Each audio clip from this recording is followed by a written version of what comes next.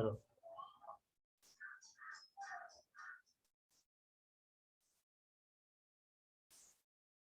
ये कौन देना है सामने कौन देना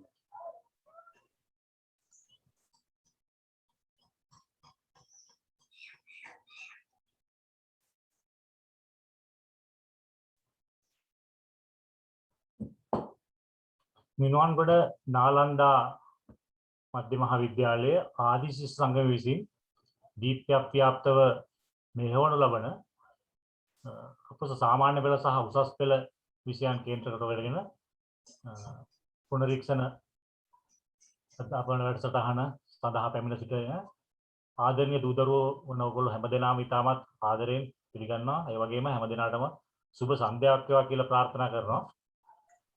අදත් සුපුරුදු විදිහට ඔයගොල්ලන්ට රසායන විද්‍යාව පිළිබඳව දේශනයක් සඳහා අපේ ආදරණීය ගුරුතුමා සම්බන්ධ වෙලා ඉන්න අපිත් එක්ක අපේ නාලන්දා මධ්‍ය මහාවිද්‍යාලයෙන් බිහි වුණු ශාස්ත්‍රයේ ප්‍රවීණ දේශක මහත්මයෙකු වන ගුරුතුමෙකු වන ක්‍රිසාන් කිරපගන්ධ ගුරුතුමාම අදත් ඔබ සහ දේශනය හා සම්බන්ධ වෙන්නේ.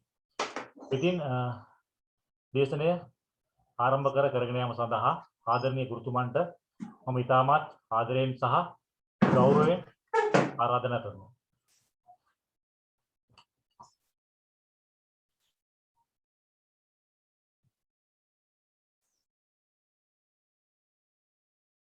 හරි බලන්න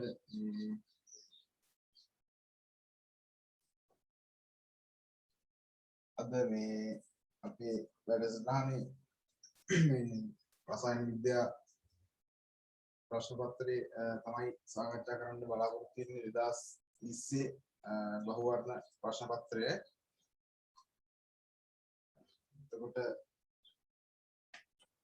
ඒකට අදාළ පිළිම අපි මේ බලමු මේ කතාවට යන්න. මොකද දැන් අර සාමාන්‍ය පෙළ ප්‍රශ්න පත්‍රයක් වගේ නෙමෙයි උසස් පෙළ ප්‍රශ්න පත්‍රයේ ගත්තහම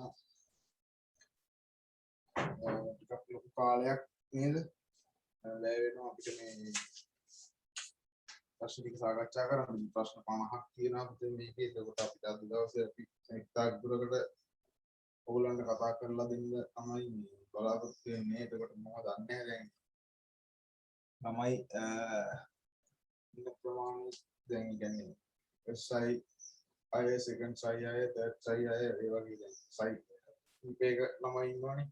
ඒ හැමෝටම ගැලපෙන්නත් ඕනේ. අනිත් දැන් යාගේට ලැබෙන දෙකක් හරි කමාරක් වගේ අඩු කාලයක් තුල මේ පාඩමක් අරගෙන ඒකේ තියරි එකක් ඉවරන එක එච්චර වටිනාකමක් හිතේ කියලා හිතන්න බෑ. කියන්නේ අඩු කාලයක් තුල දැන් අර ලොකු විෂය පරාසයක් කතා කරන හින්දා තමයි මම හිතුවේ මේ ප්‍රශ්න පත්‍ර සාකච්ඡාවක් විදිහට ඒක කරගෙන යන ගමන් මේ පේපර් එක සාකච්ඡා කරලා දීලා එතකොට ඒකේ ප්‍රශ්නයක් අපි ගත්තාම ඒකට අදාළ સિદ્ધාන්ත මේ පසුබිමක් පොඩ්ඩක් පැහැදිලි කරලා දීලා නෝ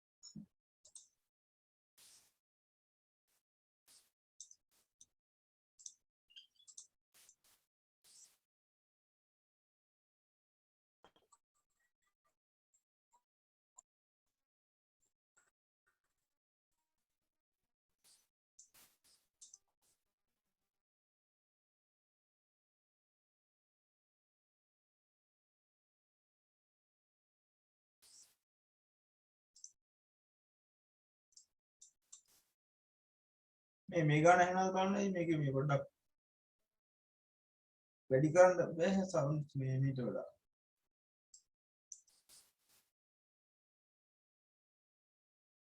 ඉතින් මේ ගන්න පැහැදිලි වෙනවද ඔයගලන්ට?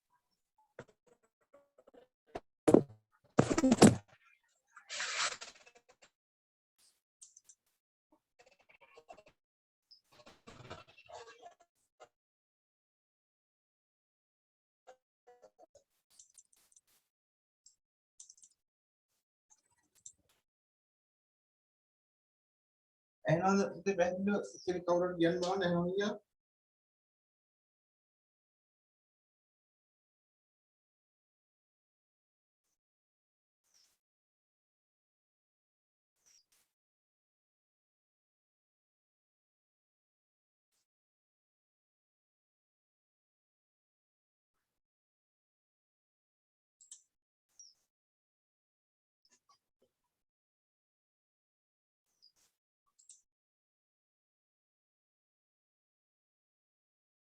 එහෙනම් නේද පුතේ පැහැදිලිව?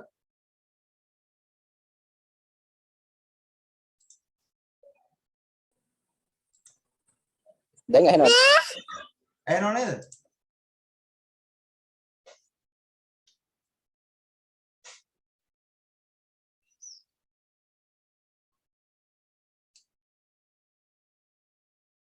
මම හිතන්නේ ඇහෙනවද නේද පුතේ පැහැදිලිව ඇහෙනවා. ඉතින් පොඩ්ඩක් කියන්න මට ඇහෙන්නේ නැත්තම්. දැන් ඇහෙනවා. හා. අවුස්සාර ඒක පොඩ්ඩක් වැඩි කරන්න අමාරුමයි. හරි නේද පුතේ බලන්නකෝ එතකොට මේ කිව්වේ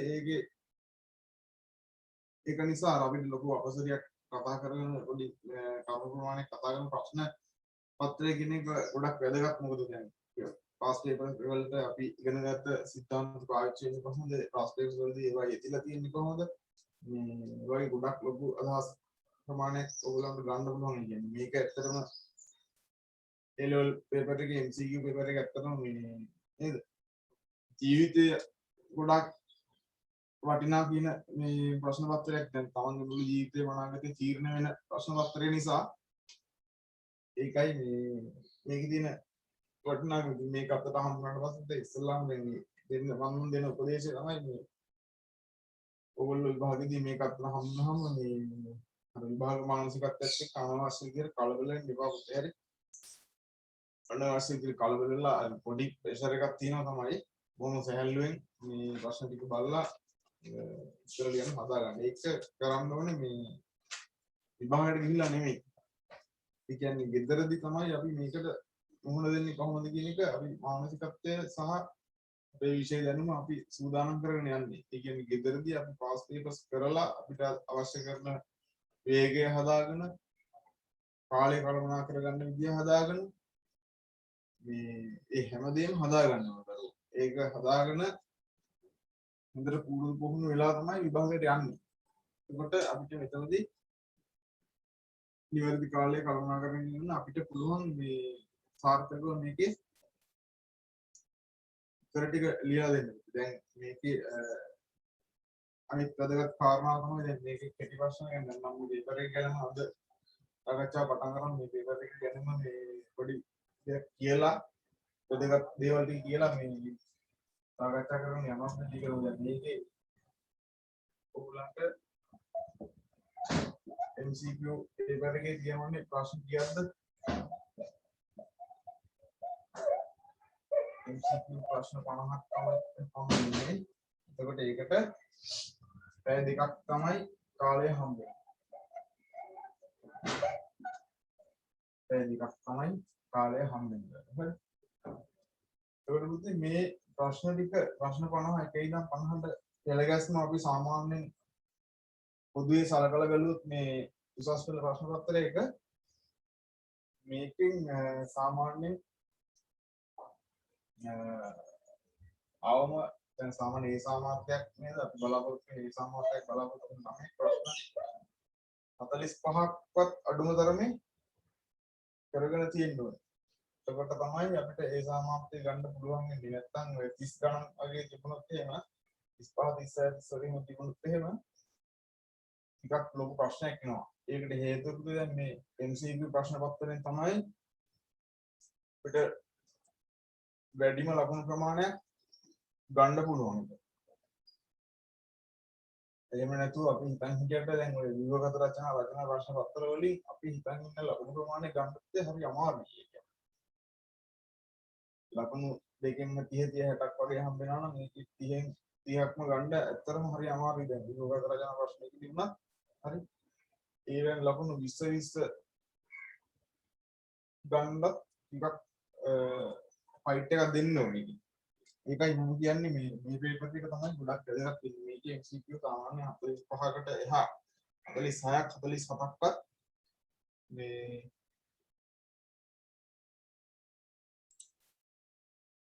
කරගන්න උත්සාහ කරන්න ඕනේ. හරි. එතකොට ඒක කරගන්න උත්සාහ කරනකොට එතනදී ඒක තමයි මම කියන්නේ වැදගත් වෙන්නේ. මේ ප්‍රශ්න පත්‍රයේ ව්‍යුහය ගැන හොඳ අවබෝධයක් තියෙනවා මේ වැඩේ මේ විදිහට කරගන්න මේ සමානකත් හරියා ගන්නවා නම්. එතකොට ඒක තමයි මම දැන් කියන්න අදහස් කරේ මේකේ ව්‍යුහය ගත්තහම මේකේ දැන් මුලින් ඉඳන් කවදාවත් එකේ ඉඳන් ප්‍රශ්න 50ට යනකම් පිළිවෙලට ගානට කරගෙන යනවා කියලා අදහසක් කරගෙන මොන පුරුදු වෙන්න එපා. මේක කරනකොට දැනගන්න මේ ප්‍රශ්න 50ට ලකුණු 50ක් නේ හම්බෙන්නේ. ප්‍රශ්න 50ට ලකුණු 50ක් හම්බෙන්නේ. ඕගොල්ලෝ මුලින් ඉඳන් අඟට පේපර් එක කරගෙන ගියොත් එහෙම බැරි ඒවා සේරම අතහැරලා නිකම් ලේසියෙන්ම කරගන්න පුළුවන් ටික ඉස්සලා කරලා ඉවර කරනවා කියලා. ඒක තමයි හොඳම වැඩේ. හොඳම ක්‍රමය. ඇත්තටම සාර්ථක ක්‍රමය ඒක තමයි. හරි.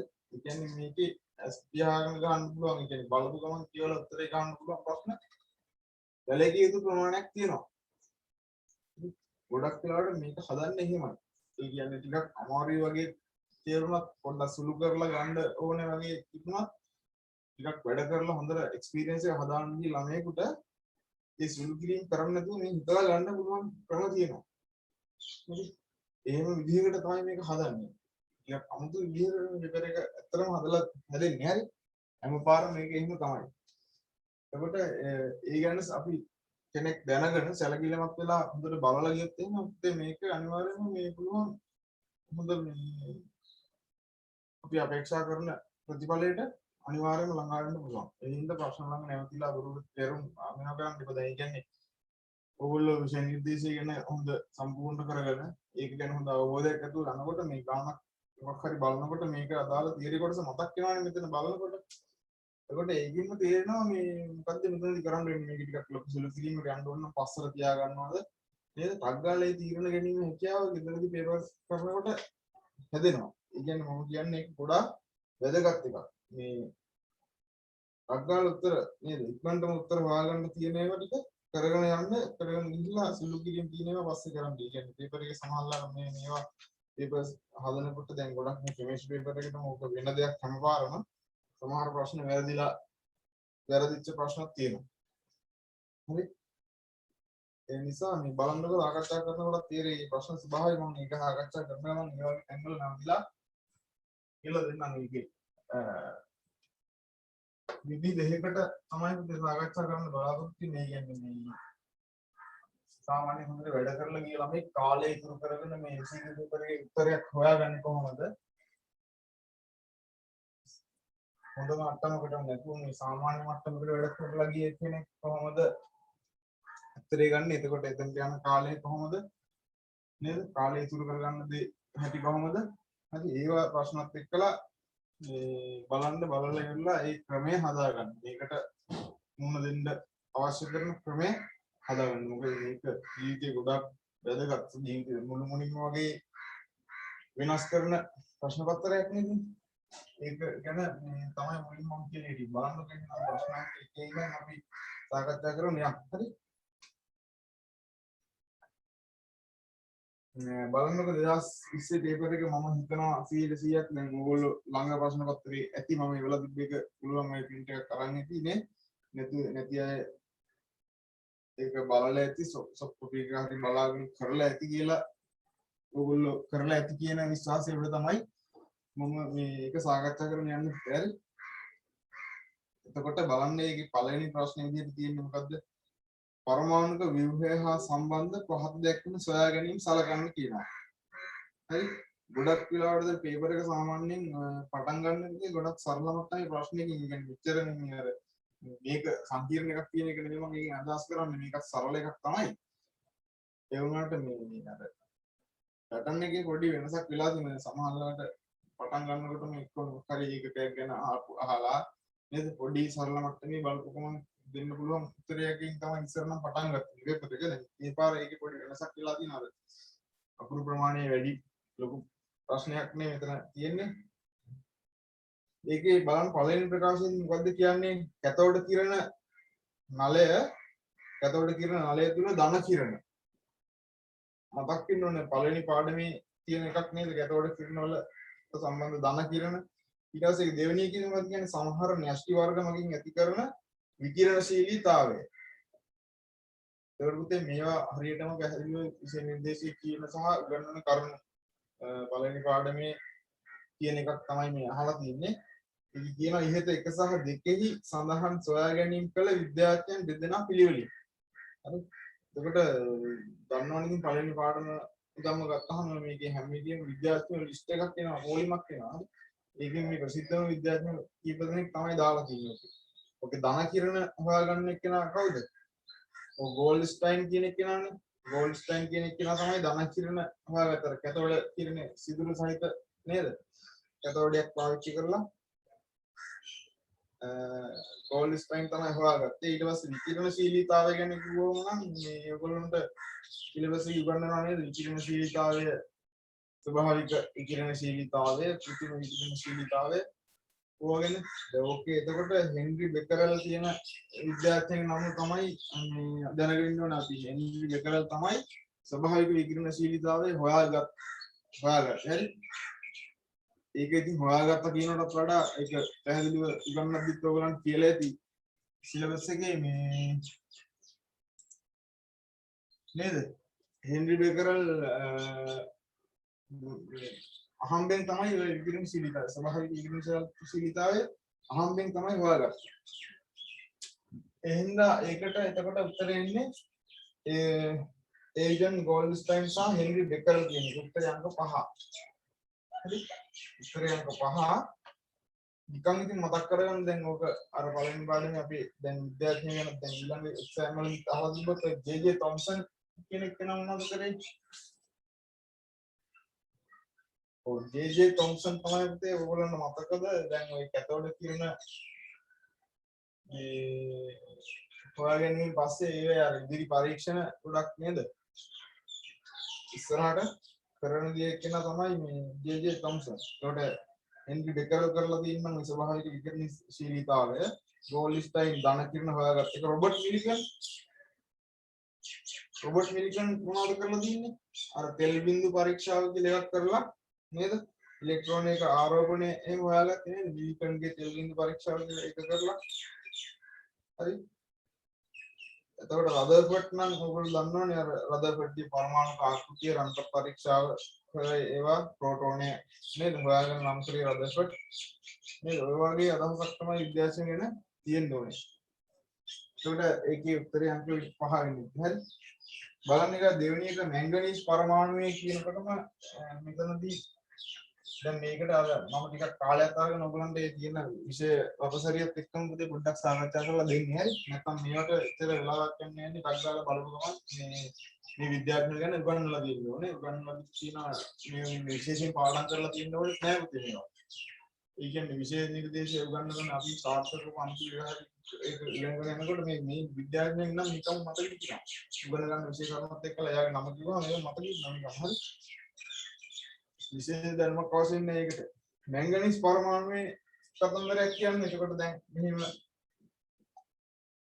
කතන්දරයක් කියනකොට මේක තේරෙන්න ඕනේ. හරි බලන්න ප්‍රශ්න කියවන්නේ මැංගනීස් පරමාණුවේ L සමාන බිඳුව සහ Ml සමාන ඍණ 1 ක්වොන්ටම් අංක ඇති ඉලෙක්ට්‍රෝන සංඛ්‍යා පිළිවෙලින්. ඒක අර වරහන් ඇතුලේ දීලා තියෙන 25යි කියලාද මේවා එහෙම දෙන්න අවශ්‍ය නැහැ පුතේ මේක. නේද? මැංගනීස් කියන්නේ ඔයගොල්ලෝ හොඳට දන්න ආන්තරික ශ්‍රේණියේ නේද? පළවෙනි ආන්තරික ශ්‍රේණිය ඔයගොල්ලෝ D ගුණේ පළවෙනි ආන්තරික ශ්‍රේණිය හම්බෙන්නේ මැංගනීස්. එතකොට මෙයා ඉලෙක්ට්‍රෝන පිරමින් තියෙන්නේ ආන්තරික ශ්‍රේණිය මොන ඉලෙක්ට්‍රෝන පිරමින් තියෙන්නේ? මොන D ඉලෙක්ට්‍රෝන පිරමින් තියෙන්නේ? 3D ඉලෙක්ට්‍රෝන කීයක් හරි පිරමින් තියෙන අන්තිමට 4s පිරিলা තියෙන්නේ හරි. එතකොට මෙතන ක්වොන්ටම් අංකය දැන් මම මේ ළමයි සාමාන්‍ය උත්තරේ ගන්න හැටි මේකෙදි කියන්නේ මේ L සමානයි බිඳුව කියන්නේ S කාක්ෂිකනේ. ඉතින් මෙතන S කාක්ෂික හතරට වෙනකම් පිරিলা තියෙනවා කියන්නේ මේ තව තුනක් තියෙනවා. ඒ තුනේ ඉලෙක්ට්‍රෝන දෙක ගානේ 6යි මේ දෙක 8යි. බලන්න ඉලෙක්ට්‍රෝන 8ක් තියෙන උත්තර 3යි තියෙන්නේ 1යි 5යි නිකන් අයින් වෙලා යනවා. ඊට පස්සේ දැන් මේකේ පේන්න ඕන ඔයගොල්ලෝ මේ මෙයා පළවෙනි ආන්තරික ශ්‍රේණියේ කීවෙනි මූලකමද පස්වෙනි එකනේ D5යි 4s 2යි තියෙන්නේ පිළිලා හරි එතකොට මෙතන මේ L සමානයි බිඳුවට අදාළ ඉලෙක්ට්‍රෝන ගන්න අපිට 8යි කියලා දැක්කනේ ඒක ගත්ත හැටි මෙතන 4s කියලා තිබ්බ ගමන් ඉලෙක්ට්‍රෝන 8යි තමයි ඒ 4s කියලා අපිට ආවහම මේක ආන්තරික ශ්‍රේණියේ මූල ද්‍රව්‍යයක් කියලා දන්නවා 3D 4s එකට පිරෙන්නේ 4s දෙකනේ පිරෙන්නේ එතකොට මෙහෙ තියෙන්න ඕන 3s 2s 1s තියෙන s කාක්ෂික තුනක් තියෙනවා මේකයි 4යි s කාක්ෂික 4 ඉලෙක්ට්‍රෝන 8යි හරි ඊට පස්සේ මෙහෙ එතකොට තව තියෙන්නේ මොනවද ml කියන එක කෙනා ඉන්න එක වෙන ඒවා තාම තියෙනවානේ එතකොට ml එන්නේ කාගේද p කාක්ෂික වලින් නම් ml එන්නේ එතකොට 1s 2s 2s වල 2p හම්බ වෙනවා මෙයාගේ 3s නේද 3p හම්බ වෙනවා ඊට පස්සේ තියෙන්නේ 3d 3d කියන ඉලෙක්ට්‍රෝන පහ කාක්ෂික පහ එක ගානේ පිටලා තියෙන්නේ මේකින් ඉලෙක්ට්‍රෝන එකයි එන්නේ මේකින් දෙක ගානේ එනවා ආවම පහයි හරි දැක්ක ගමන් කියන්න පුළුවන් හරි 8යි 5යි කොහොම තමයි මේ බලුවම තීරණය අරගෙන උත්තරේ මේක නම් ගන්න ඕනේ මොකද කාලය ඉතුරු කර ගැනීම කියන එක සිද්ධ කරන්නේ එහෙමයි හරි බලන්නකෝ ඒක දැන් සාමාන්‍යයෙන් එහෙම වැඩ කරපු නම් මැංගනීස් දැක්ක ගමන් මේ පළවෙනි ආන්තරික ශ්‍රේණියේ කීපිය ඕමනක් කියන්නේ අර තමම පුරුදු වෙලා හැම වෙලෙම පුරුදු කරලා යන ක්‍රමයක් තියෙනවා ඉලෙක්ට්‍රෝනේ ඉලෙක්ට්‍රෝන වින්‍යාසය ලියා ගන්නවා ඉස්සරහා බලන්න ඒකට යන වෙලාව මම කියන්නේ හරි එහෙම වෙලාව නාස්ති කරන්න පුළුවන් විභාගයක් නෙමෙයි දෙන්නේ ඒකට හරි එතකොට ඉලෙක්ට්‍රෝන කේස් දෙක දෙකේස් දෙක දෙක p6යි කේස් දෙකයි 3p6යි 3d වලට පිරමින් තියෙන 4s 2යි කියලා ලියලා ගණන් කරලා බලලා කීයද කියලා අමාරුවෙන් දාගෙන මොකද්ද කරන්නේ මේකේ L සමානයි බිඳුවටනේ බලලා තියෙන්නේ L සමානයි බිඳුව එක නම් ඉතින් හොයාගන්න S කාක්ෂ 1යි 2යි 3යි 4යි කියලා 4යි කියලා ගත්තාම ඉලෙක්ට්‍රෝන 8යි එතකොට එතන ඉලෙක්ට්‍රෝන 8යි ml ඍණ එක එන එකක් අහලා තියෙනවනේ ml ඍණ එක වෙන එකක් අහපුවාම ඊට පස්සේ බලනවා ඉතින් ml අගයන් තියෙන්න පුළුවන් මෙතන මේ කොටු ඇඳ බලන්න වෙනවා ඒකට. p කාක්ෂික තුනට අදාළව ඉලෙක්ට්‍රෝන මෙහෙම කියලා තියෙනවා එතන තුනක්. නේද? මෙතන එකෙත් එහෙම තියෙනවනේ. ඉතින් මෙහෙම ක්‍රමයක් විදිහට අනුගමනය කරන එක මේ විභාගෙදී මේ වගේ ප්‍රශ්න මේ පේපර් එකේ දෙවෙනි ප්‍රශ්නේ නේද? මේ වගේ ඒකදී හරි පාඩුයි නේද? ඒතකොට මේකෙත් වුණත් ඉලෙක්ට්‍රෝන පහක් පිරලා තියෙනවානේ. එතකොට මේකේ ක්වොන්ටම් අංකය වෙන්නේ කොහොමද? මේ බිඳුවත් ඇතුළත් ඍණය කියන දාන එකෙන් කොහොමද තමයි ලියන්නේ? කොහොම ලියාගෙන ඊට පස්සේ බලන්න ඕනේ මෙතන ඍණ එක තියෙන ඉලෙක්ට්‍රෝන දෙකයි මෙතන. මෙතනින් දෙකයි මෙතනින් එකයි පහයි කියලා තමයි ගන්න. එහෙම කර කර ඉඳියාම බලන්නකො ඉතින් යන වෙලාව නේද? ඒ හින්දා තේරුම් ගන්න ලග්ගාලා ඒකටම තමයි ඉතින් මැංගනීස් කියලා දීලා තියෙන ආන්තරික ශ්‍රේණිය ඔයගොල්ලෝ දන්නවා ආන්තරික ශ්‍රේණිය මොන ද්‍රව්‍යයක නේද? ස්කැන්ඩියම් එකෙන් පටන් ගත්තාම පස්වෙනිට එන්නේ මෙයා. මේක දැක්ක ගමන් 4s කියලා දැක්ක ගමන් මේක 8යි කියලා මමේකට තේරෙන්න ඕනේ. හරි? එන්න ගමන් මෙතන d එක 1යි මේ තියෙන්නේ p ඒව 2යි ඒ දෙකේ 2 4යි 5යි නේද? හරි නේද? ක්වොන්ටම් අංක ගැන අමුතුවෙන් මතක් කරන්න ඕනේ නැහැ නේද? ප්‍රධාන ක්වොන්ටම් අංකය කියන්නේ ප්‍රධාන ශක්ති මට්ටම. ඊට පස්සේ NL කියන එක නේද ඔයගොල්ලෝ? ඉදිරියන්ස ක්වොන්ටම් අංකය මේ උඹ කොන්ටම් මංගේ කියන්නේ එතකොට ඒකේ ඉන්නේ බිඳුව ඇතුළත් 9ක ඉඳන් ඍණ එකට කියන එකයි ඊට පස්සේ උඹ කොන්ටම් මංගේ අර අන්තිමට තියෙන ඒක වැඩක් නැහැ නේ ඍණ භාගයක් හරි ධන භාගයක් හරි නේද ඒ කොන්ටම් මංකය කියන එකත් ඉගෙන ගන්න ඇති එක බලා ගන්න ඕනේ බලන්න ඊගාට තුන්වෙනි එක බලමු අපි තුන්වෙනි එකේ තියෙන m අණු ආවර්තතාවකගේ දෙවන ආවර්තයට අයත් මූලද්‍රව්‍යයක් ආවර්තතාවකගේ දෙවන ආවර්තයට අයත් මූලද්‍රව්‍ය කිව්වම මොනවද දෙවන ආවර්තයට අයත් වෙන්නේ ලිතියම් වල ඉඳලා හීලියම් කාබන් නයිට්‍රජන් ඔක්සිජන්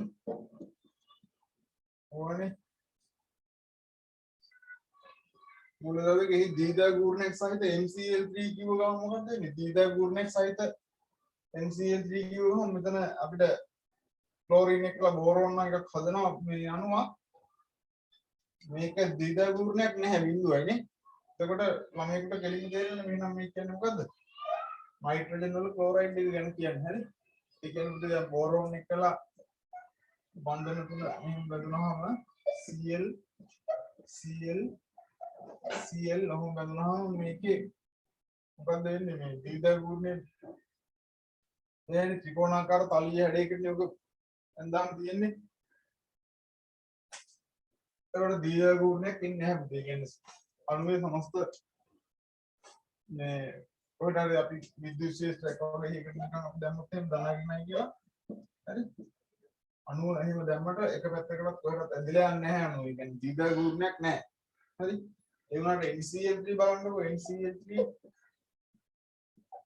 මෙයාගේ එක සැර යුගලයක් තියෙනවා නේද මෙතන එක සැර යුගලයක් තියෙනවනේ එතකොට මෙතන එක සැර යුගලයක් තියෙන නිසා අණුවේ දීර්ඝ ගුණයක් මෙන්න මේ දිශාවට තියෙනවා මේ දීර්ඝ ගුණයක් මේ දිශාවට තියෙනවා විද්‍යුත් ශේෂයක් කොට දැම්මම ධන දිශාවට යන්නේ සම්ප්‍රයුක්ත බලයක් එතකොට අණුව මත තියෙනවා අණුවේ තියෙන ස්වභාවයත් එක්කලා අණුවේ තියෙන හැඩයත් එක්කලා නේ ත්‍රිකෝණාකාර පිරමිඩ් කියන ආකාරයකට මේකේ ජාතිය තියෙන එතකොට තේරෙන්න ඕන දීර්ඝ ගුණයක් සහිත එක නම් මොකද්ද මේ NCl3 කියන්නේ නයිට්‍රජන් තියෙන 15 වෙනි කාණ්ඩේ ඉන්න උත්තරය අංක 4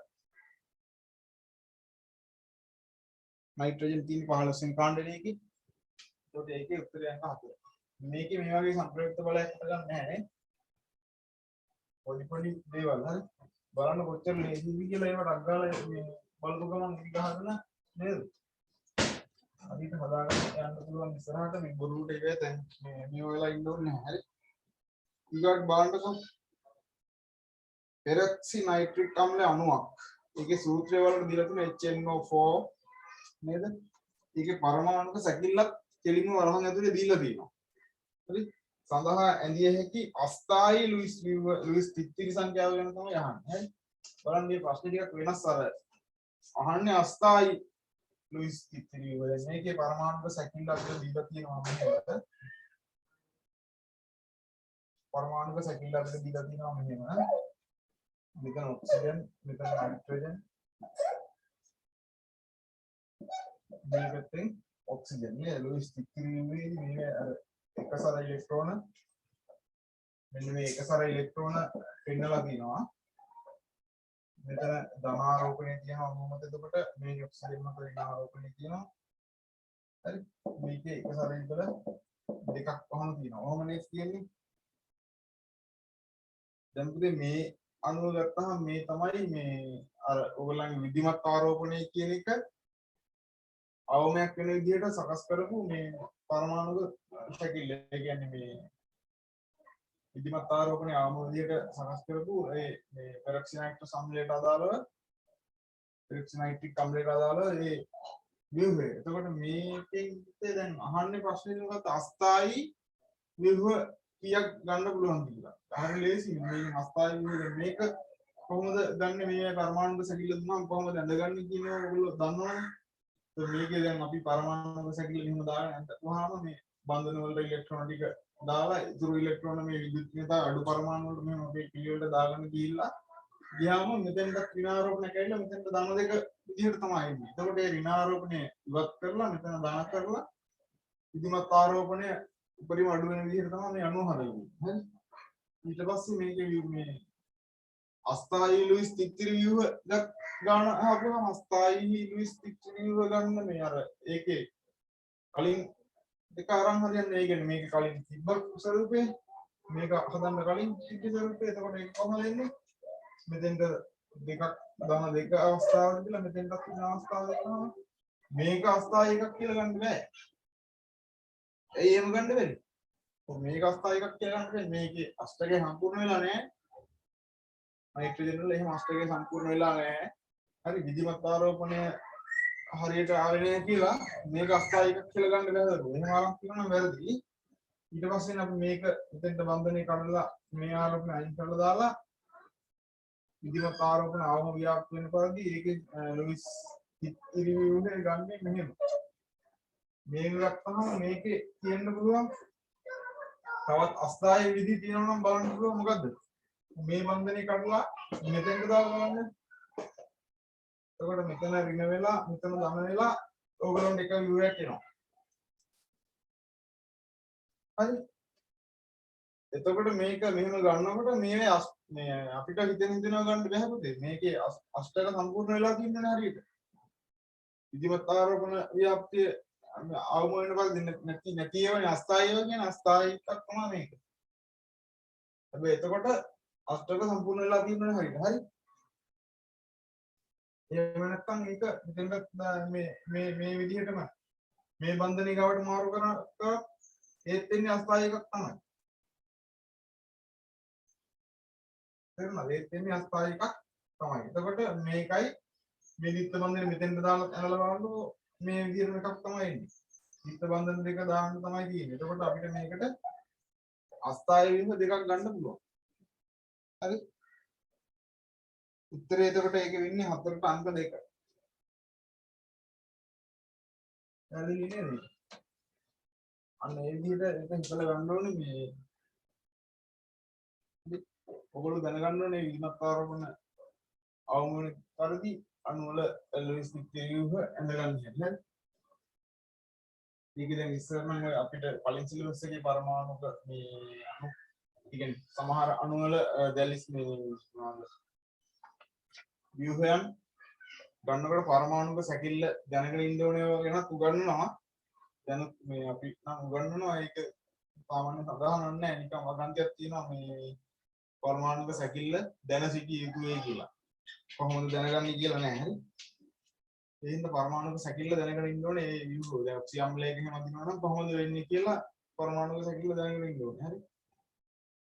බලන්න ඊගාවට මේ IUPAC නමක් තියෙන පස්වෙනි ඒක නම් ඉතින් අමුමම කියන්නේ මේවා දැනගන්න ඕනේ. හරි. ඒකට බලන්න මේකේ කියන්නේ අණුව කොහොමද?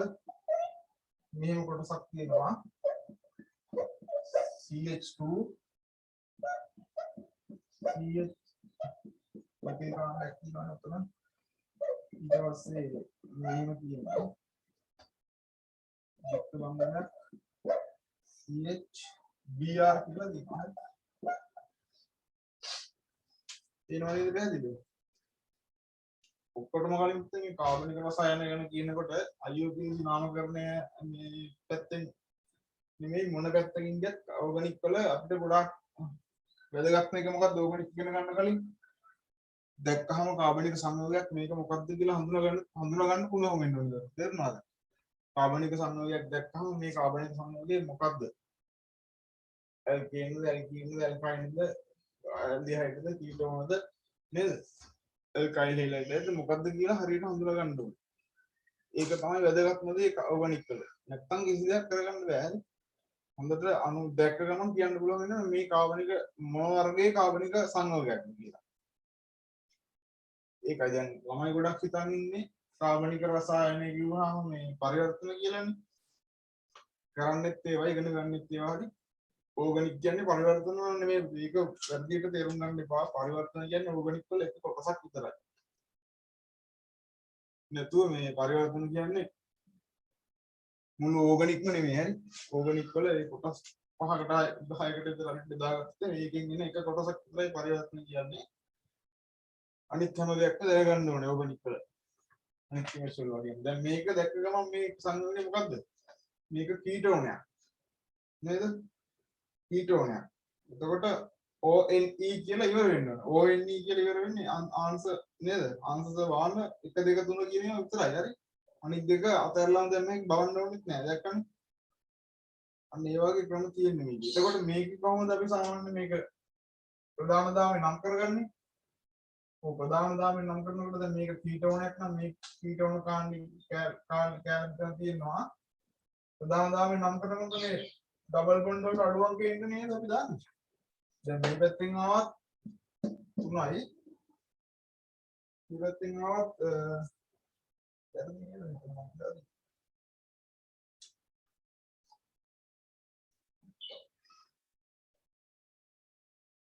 CH මෙතනට අවුට්පුට් තියෙනවා නේ. CHBR කියලා කියන්නේ. එතකොට මේ පැත්තෙන් තමයි දාගෙන ඉන්නේ. කියන්නේ මෙහෙන් දැම්මත් 1 2 3යි. මෙහෙන් දැම්මත් 1 2 3යි. මේ දිත්ත බන්ධනයේ අඩු අංකය ඉන්නනේ අපි මේ ප්‍රධාන දාමේ නම් කරගන්නේ. එතකොට මේ විදිහට නේද නම් කරගන්න වෙන්නේ. 7යි 5යි තමයි නම් කරගන්නේ. නේද? එතකොට මේකේ 1 බ්‍රෝම කියලා මේ පටන් ගන්නව නේද? මේ අංශ දාම වලින් මේකනේ අර ඉංග්‍රීසි හොඩි අනුපිළිවෙලට බොඩි මේකට එන්නේ.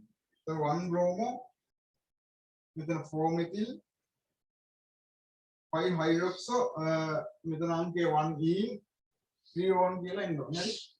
ඒකට ඒක එන්නේ කීයද උත්තරේ අංක 1 නේද? කියන්න ඕනේද ඒක? 1 bromo කියලා ලියලා මෙතන 4 methyl 5 hydroxy නේද? මෙතන පස්වෙනි එකනේ මෙතන 5 hydroxy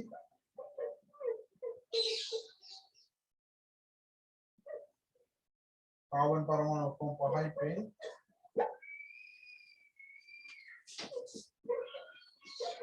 1e c on කියන උත්තරේ තමයි එන්නේ හරි. ඒකට මේකට උත්තරේ අංක දෙක විදිහට තමයි ගන්න පුළුවන්. අන්තය අංක 1නේ. අංක 1 තමයි ගන්න වෙන්නේ. හරි.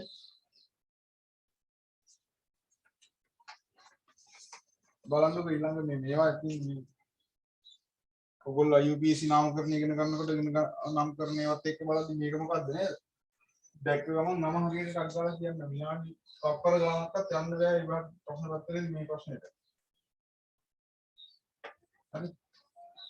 කොහොම වර්ග සංයෝගයේ අනිත්‍ය ක්‍රියාකාරී කාණ්ඩ අනුපිළිවෙල එහෙම මතක තියෙන්න ඕනේ. හරි. ක්‍රියාකාරී කාණ්ඩ වල අනුපිළිවෙල එහෙම මතක තියෙන්න ඕනේ. මේ සංයෝගය මොකක්ද කියලා අහම මේ මොන විදිහේ සංයෝගයක් විදිහටද ඒක නම් වෙන්න ඕන කියන එක අපි තීරණය කරන්නේ ක්‍රියාකාරී කාණ්ඩ අනුපිළිවෙලින්නේ. ඒවා එහෙම හොඳට මතක තියෙන්න ඕනේ. හරි. ඊට පස්සේ බලන්න මේ යන ප්‍රභේදවල අරයන් අඩු වෙන පිළිවෙල වන්නේ කියලා අහන්නේ. එතකොට යන ප්‍රභේද මොනවද ඔයගලන් දීලා තියෙන ඔක්සිජන් පරමාණුක් දීලා තියෙනවා. ඔක්සයිඩ් අයනයක් දීලා තියෙනවා නේද? මෙතන ක්ලෝරින් පරමාණුවක් දීලා තියෙනවා. ක්ලෝරයිඩ් අයනයක් දීලා තියෙනවා. සල්ෆයිඩ් අයනයක් දීලා තියෙනවා. නේද? ක්ලෝරයිඩ් අයනයක් දීලා මේක නම් දැක්කම පේනවනේ මොකද්ද අඩු මාරයක් තියෙන මෙයාට ක්ලෝරින් නේ ඉතින්දා වැඩි මික්කන කෙලවරෙන් මික්කනනේ නේද ආවර්ත වගේ ආවර්තයක් දිග අපි මොකට යනකොට සම්බලනස් ටික ආරෝපණය වැඩි වෙන නිසා පරමාණු කාර්යය අඩු වෙනවනේ ඒ කියන්නේ කෙලවරෙන් ඉන්නේ ක්ලෝරින් තමයි අඩු වෙන්න ඕනේ මේවෙන් ඉස්සලාම අඩු වෙන්නේ පුතේ දැන් ඍණායනයක් හැදෙනකොට මොකද්ද මේ ඍණායනයක් හැදෙනකොට ඕ එයාගේ සයිස් එක මොකද අලුතෙන් ඉලෙක්ට්‍රෝන සම්බන්ධ වෙන හින්දා ප්‍රමාණය වැඩි වෙනවා අරය වැඩි වෙනවා ඒ හින්දා ඍණායන වල නම් අරය කොහොමද පරමාණු වලට වඩා වැඩි ඒ නිසා මේ පරමාණු දෙක ගත්තාම පරමාණු දෙකේ ක්ලෝරින් වල වැඩි ඔක්සිජන් වලට වඩා නේද ක්ලෝරින් වල අඩුයි ඒ කියන්නේ කෙරවලින් තියෙනවා ක්ලෝරින් වල අඩුයි ඔක්සිජන් වලට වඩා හරි එතකොට එහෙම උත්තරේ ගත්තාම අපිට උත්තරේ පළවෙනි එකයි තුන්වෙනි එකයි හතරවෙනි එකයි තියාගෙන අනිත් ඒවා අයින් කරන්න පුළුවන් නේ. හරි. එතකොට උත්තර 3යි ඉතුරු වෙන්නේ. හරි. ඊට පස්සේ බලන්න මේ ආයන ගත්තාම මේ වගේ මේ ක්ලෝරයිඩ් අයනය ගත්තාම ක්ලෝරින් පරමාණු වලට වැඩි වෙනවා. ඔක්සයිඩ් අයනය ගත්තාම වැඩි වෙනවා. එතකොට මෙතන ඔයගොල්ලන් හිතේ හීලියම් වල වින්‍යාසය මේ දෙන්නම යන්නේ නේද? ඒක පරමාණු තියෙන විදිහටම අයන වලටපත් වුණාට පස්සේ පරමාණු දෙක අයන වලටපත් වුණාට පස්සේ දැන් පරමාණු වල තිබ්බ විදිහටම තමයි මේක විකලණය වෙන්නත් ඕනේ. මේ දෙකේ විකලණය වෙන්නත් ඕනේ කොහොමද? ක්ලෝරයිඩ් අයන වලට O2 අයනය වැඩි වෙන්න ඕනේ. අර දෙන්නගෙත් එහෙම තමයි. දෙන්නම එකම වින්‍යාසය ගත්තට ඒ වලට යද්දි මේ සාපේක්ෂ පරමාණු ස්කන්ධය වැඩි වෙනකොට කපල නැති ආරෝපණයත් එක්කලා අරය අඩු වෙනවා නේ. අරය අඩු වෙනකොට එතනත් එන්න ඕනේ. සල්ෆයිඩ් අයනය වැඩි වෙන්න ඕනේ. ක්ලෝරයිඩ් අයනයට මෙතන මේ ඊටත් අමතරව ඔය ආරෝපණය ගැන හිතනවා නම් ඒත් හරි. ආරෝපණය වැඩි වෙද්දී අරය වැඩි වෙනවා කියලා ආරෝපණය වැඩි වෙද්දී අරය වැඩි වෙනවා කියලා ගත්තත් ඒත් හරි. හරි. කොහොමද එතකොට මේකේ අරයන් ටික විතරනේ වෙන්නේ උත්තරේ වෙන්නේ කීයද? උත්තරේ වෙන්නේ අංක 1 නේ. පළවෙනි එක තමයි උත්තරේ වෙන්නේ. එතකොට සල්ෆයිඩ් අයනය තමයි වැඩිම වෙන්නේ. ක්ලෝරයිඩ් අයනය තියෙනවා. ඔක්සයිඩ් අයනය ඇවිල්ලා තිබුණු ක්ලෝරයිඩ් අයනය ඊට පස්සේ ඔක්සිජන් ඊට පස්සේ ක්ලෝරින්. ඔය විදිහට තමයි ඒක යන්නේ. මේවන චර්ලි එළියේ ඉන්න දෙයක් නැහැ. බලපු ගමන් දැක්ක ගමන් පේනවනේ. ඒ මේක දැක්ක ගමන් පේන්න ඕනේ මේ පරමාණු වල තමයි අඩුම වෙන්න ඕනේ කියලා. එතකොට පස්සේ උත්තරේ එහෙම ගෙලිම අයින් වෙලා යනවා. ඊට පස්සේ ක්ලෝරින් පරමාණුය තමයි අඩුම කියලා දැනගත්තාම අපිට තියෙන ඉතුරු වෙන උත්තරේ අංක 1 3 සහ 4. හරි. ඒ වගේම ඊට පස්සේ මේ ඔක්සයිඩ් අයනය ඔක්සිජන් පරමාණුට වඩා වැඩි වෙලා තියෙනවානේ. 4 වෙනි එකේ එතනින් 4 වෙනි එක අයින් කරන්න පුළුවන්. ඊට පස්සේ ඔක්සිජන් පරමාණුට වඩා ක්ලෝරින් පරමාණු වැඩි කාරී. මේ දෙන්න අතර සංසන්දනය හරියට කරගත්තා නම් ආරෝපණය වැඩි කියලා ගත්තොත් තමයි නේද?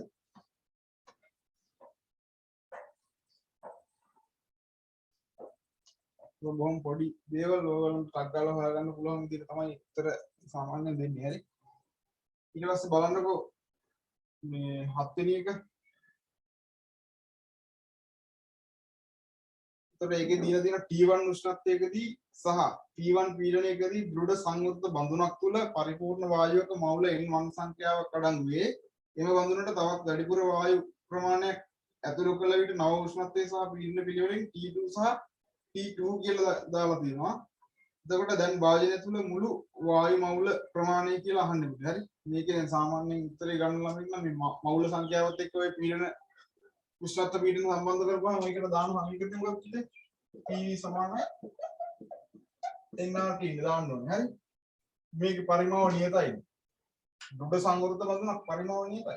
ඒ හින්දා මේකට අපි දැම්මොත් එහෙම P සමානයි පළවෙනි අවස්ථාවේ P1 වෙලාවේදී පරිමාව V මයි. N1 මවුල ගානක් තියෙනවා කියලා හිතාගත්තොත් T1 උෂ්ණත්වයේදී හරි පළවෙනි එක කියලා ගත්තා. මේ ළමයි සාමාන්‍ය උත්තරේ ගන්න කිව්වයි. කොහොම නිකම් බෙදීමක් විතර ඊගාවට දාගත්තා P2 කියන පීඩනය පත් වෙනවනේ අලුතෙන් මවුල ගානක් වාදනයට දාපුවම පරිමාව ඒකමයි. එතකොට ඒකෙදි මවුල ගාන අලුතෙන් දාපුවම අලුත් මවුල ගාන N2 කියලා ගත්තොත් R මේක T2. මේවා නිකම්ම කැපිලා ගිහිල්ලා මේ පරිමාවත් මේව නිකම්ම කැපිලා ගිහිල්ලා අපෙන් අහන්නේ මොකද්ද? මුළු වායු මවුල ගන්න මේ N2 උක්ත කරගන්න බැරුව නම් හරිනේ. එතනින් N2 උක්ත කරගත්තාම කොහොමද දෙන්නේ? N1 T1 උඩ තියෙනවා. මේකෙන් උඩට T2 යනවා. මෙතන P1 පල්ලෙහාට ආපුවාම T2. මෙන්න මෙහෙම එකක් එන්නේ ඔන්න ඔය විදිහට ගන්න උත්තරේ.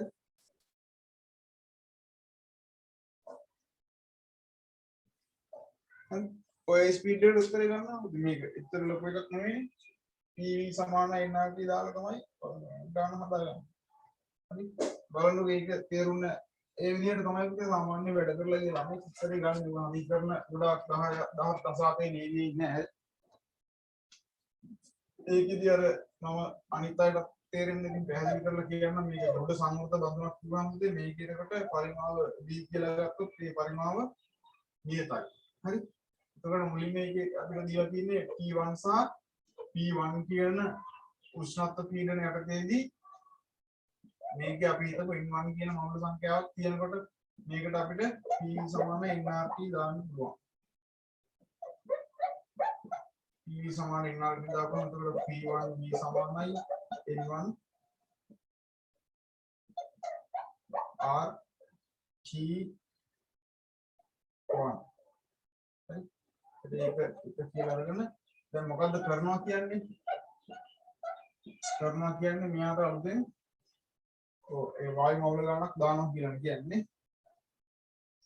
එතකොට මෙයාගේ කියන එකට අලුතෙන් මේකට අපි වායු පුරවනවා. පුරවපුවාම මේක N2 කියලා තත්යකටපත් වෙනවා. එතකොට උෂ්ණත්වය දැන් වෙන අනිත් විදිහට හදනකොට හරි. එතකොට T2 මේක P2 මේක B කියලා අපිට දාගෙන ඊට පස්සේ දෙන්නත් ඉතින් මොකද කරන්නේ? සමානයි nRT දාපුවම මෙතන P2 B නියතයි. B නියතයි. N2 R T2 ඔන්න කියලා අරන් මේක දෙවෙනි සමීකරණය කියලා අරන් ගත්තා නම් ඔය දෙක බෙදලා N2 උත්තර කරගත්තා නම් එන්නේ අපිට කලින් ආපු උත්තරේම තමයි නේද? ඊයේ දෙකේ තියෙන එතකොට උත්තරේ අංක 2.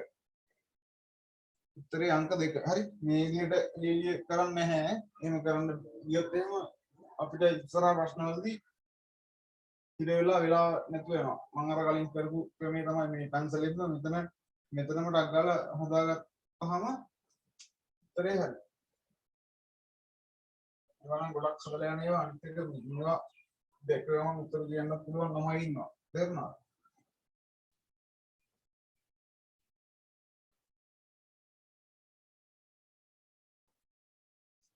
බලන්න ඊළඟ එකත් ආම්ලික ඩයික්‍රොමේට් ද්‍රාවණයක් භාවිත කරගෙන එතනෝල් ඇසිඩික් අම්ලය බවට ඔක්සිකරණය කිරීමේදී නේද? ඔක්සිකරණය කිරීමේ ප්‍රතික්‍රියාවේදී හුවමාරු වන සම්පූර්ණ ඉලෙක්ට්‍රෝන සංඛ්‍යාව ගැන තමයි එතන කියන්නේ. හරි. එතකොට ආම්ලික දැන් මේක ළමයිකින් හදනකොට එතනදී අපි ගන්නේ -6 එතකොට මෙතනදී එනවා මෙයා කවුද ඔක්සිකරණය කරන්නේ කියන C2H5OH කියන එක කොහොමද තියෙන්නේ? CH3CH2OH. හරි. මේක මේ විදිහට ඔක්සිකරණය කරනවා ඉතින් ඉන්නේ CR3+ බවට මෙතන ඔක්සිකරණය වෙන්නේ නේද? CR3+ බවට වෙන්නේ එතනදී CH3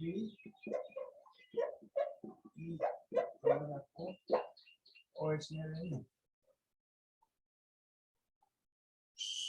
ඔහොම එකක් තමයි එන්නේ බලන්න. බලන්න එතකොට මෙතන ඔක්සිකරණ වෙනස එන්නේ කියලා මෙතන. ක්‍රෝමියම් වල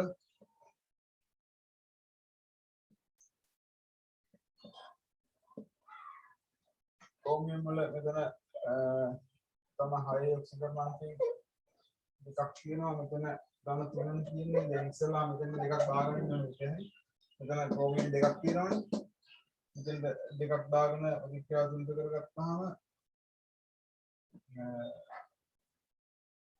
ක්‍රෝමියම් දෙකයි. එතකොට එතන මොනවද 6යි මෙතන 12යි කියන්නේ ඉලෙක්ට්‍රෝන 6ක් මෙතෙන් යන්නේ. මෙන්න මෙයාගේ ඔක්සිකරණාංකය කියන කාබන් පරමාණු.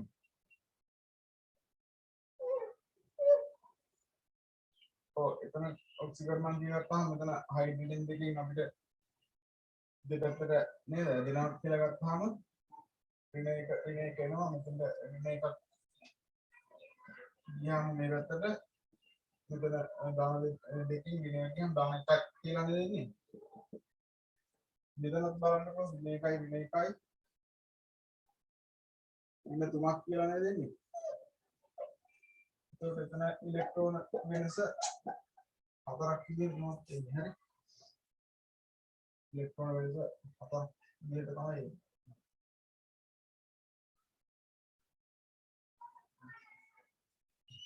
ඔය විදිහට පුරුදු කරගත්තාම මේ මෙතන කපන්න පුළුවන් මෙතන දෙකෙන් කපුවම 3යි දෙකෙන් කපුවම 2යි එතකොට මෙතෙන්ට අපි දෙකක් දාලා මෙතෙන්ට දෙකක් දාපුවම මේ දෙකත් එක්ක වැඩි වෙලා මෙතෙන් 4ක් වෙනවා හරි අනිත් එක එතකොට මෙතෙන්ට එනවා 3ක් ඔය විදිහට නේද ප්‍රතික්‍රියාව තුල තියෙන්නේ මේකේ දෙකට 3 අනුපාතයෙන් තමයි මේවා වෙන්නේ හරි බලන්න ඊට පස්සේ ඉලෙක්ට්‍රෝන සමස්ත ඉලෙක්ට්‍රෝන ගෝමාරු වෙලා තියෙන හැටි මේවා ඉතින් මේ අණු වල ඔක්සිකරණන්ට හොයාගන්න පුළුවන් වෙන්න ඕගොල්ලන්ට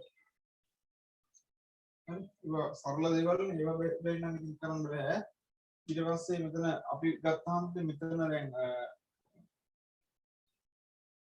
Cr2O7 එකේ එක අණුවක් ඉලෙක්ට්‍රෝන 6ක් ගෝමාරු කරනවා මේ ප්‍රතික්‍රියාවේදී මොකද අණු දෙකක් සහභාගී වෙන ඉඳලා ඉලෙක්ට්‍රෝන 12ක් ගෝමාරු කරනවා මෙතනත් බලන්න දැන් ඉලෙක්ට්‍රෝන 4ක් නේ අපිට ගෝමාරු කරනවා කියලා හම්බුනේ ඉලෙක්ට්‍රෝන 4ක් වෙනස ආවේ ඒ එක අණුවකට අණු 3ක් මෙතන ප්‍රතික්‍රියාවට සහභාගී වෙනකොට ඉලෙක්ට්‍රෝන 4 වරක් 3 12ක් තමයි දෙපැත්තට ගෝමාරු කරන ඉලෙක්ට්‍රෝන සංඛ්‍යාව හරි 12 තියෙනවනේ උත්තරේ එතකොට ඒකට එන්නේ 4 උත්තරේ අංක 4 හරි කණුවකින් ඉලෙක්ට්‍රෝන 6ක් මේට ගෝමාරු වෙනවා කියන අණු දෙකකින් 12යි මෙතන දිත් එහෙම තමයි එකකින් ඉලෙක්ට්‍රෝන 4 ගන්න අණු 3ක් සහභාගී වෙනකොට 4 12ක් තමයි ඉලෙක්ට්‍රෝන සම්පූර්ණ ගෝමාරු වෙන්නේ බලන්න ඒවා හරි ලේසි මන්ට කරලා ඉවර කරගන්න පුළුවන් මේ තරහ ප්‍රශ්න වලට යන්න ගත්තාම ඊළඟ බලන්නකෝ කිවෙන එක 9 ජලීය සෝඩියම් හයිඩ්‍රොක්සයිඩ් සමග ප්‍රතික්‍රියා කළ විට ඇල්ඩෝල් සංගමනයට භාජනය විය හැක්කේ පහත දැක්වෙන කුමන සංයෝගයද කියලා අහනවා. නේද ඇල්ඩෝල් සංගමනයක් වෙන්න පුළුවන්. ඒතර බලන්න මේ පළවෙනි එක CH3COOH එකක් තියෙනවා. මේ ඇල්ඩෝල් සංගමනය වෙන්න මොකද්ද තියෙන අවස්ථාවේ?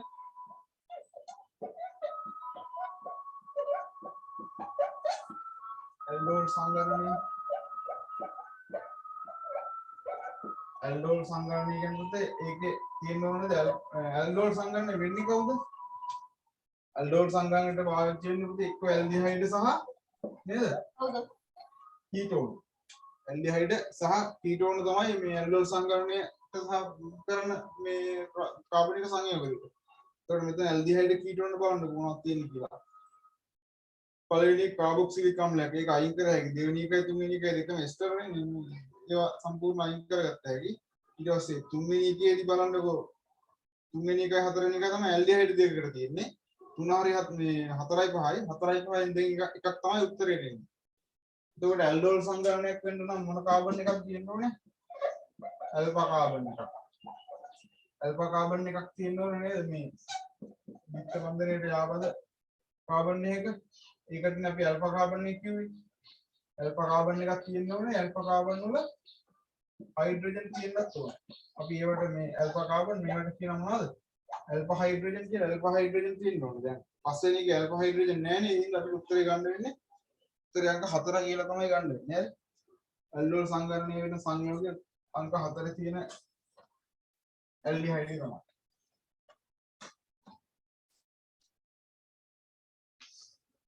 නේද? ඊළඟට බලන්න මේ ලවණ නේද දීලා තියෙන්නේ.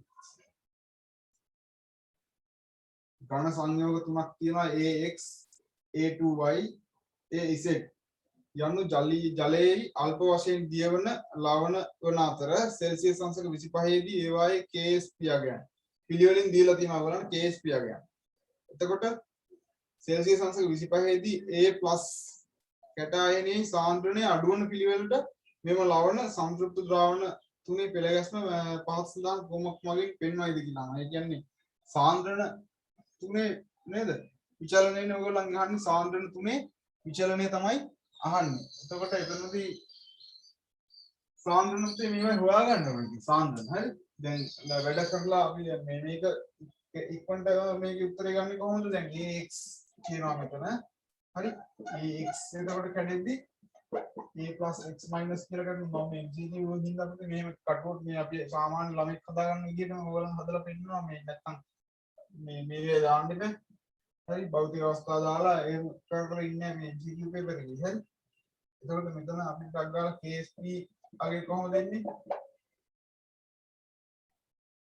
KSP අගේ මෙතනින් ඔයගොල්ලන් කෙලින්ම මේ දිගේ ගුණටි කියලා ගත්තා දැන් මේ කඩන ප්‍රමාණය මෙතන x කියලා ගත්තොත් මෙතනත් x නේ නේද x වර්ගයක් කියලා ළමයෙකුට එන්නේ දැන් ax වල එතකොට මෙතන අපිට දීලා තියෙන්නේ 1.6 කියන එක නේද දීලා තියෙන්නේ 1.6 වැඩි කිරීම 10 ඍණ 9යි මේවා මෙහෙම ලියා ගන්න අවශ්‍ය නැහැ මේක ටක් ගාලා අපි වෙනස් කරලා හදා ගන්නවා මේ 16 වැඩි කිරීම 10 ඍණ 10 සමාන x වර්ගයයි එතකොට මෙතනින් අපිට ටක් ගාලා x වෙනවා 4 වැඩි කිරීම 10 ඍණ 5යි කියලා හරි ඊට පස්සේ මේවා ලියලා ඉන්න ඕනේ නැහැ මෙතන දැන් a2y කියන එක පැත්තට දාමු a z කියන්නේ මේ වගේම කෙනෙක් a z එකත් කෙලින්ම ලියන්න පුළුවන් ksp සමාන x වර්ගයයි කියලා මේ විදිහට මේකත් ටක් ගාලා හදලා දාගන්න පුළුවන් නේද 9 වැඩි කිරීම 10 ඍණ 12 තියෙන්නේ එතකොට 10 ඍණ 12 තියෙන්නේ x වර්ගයට x කියලා දෙන්නේ එතකොට කරන්නේ 3 වැඩි කිරීම 10 කීයද දෙන්නේ 6 නේද දෙන්නේ මෙහෙම තමයි සාන්ද්‍රණය එන්නේ හරි අනිත් එකේ තමයි ලියා ගන්න ඕනේ ඊට පස්සේ ඔය දෙකේ හරිනේ අනිත් එකේ ලියපුවාම a2y කියන එක නා කැඩෙන්නේ කොහොමද කැඩෙන්නේ එතකොට යා a plus y minus මෙතෙන්ට දෙකක් වෙන හින්දා මෙහෙන් කැඩෙන ප්‍රමාණය x කියලා කරනොත් මෙතෙන්ට x කියලා ගන්නොත් මෙතෙන්ට x බෙදලා දෙකක් නේද දාගන්න ඕනේ එතකොට එතන අපිට ksp ආවම මේ දෙක වර්ග වෙලා තමයි එන්නේ හරි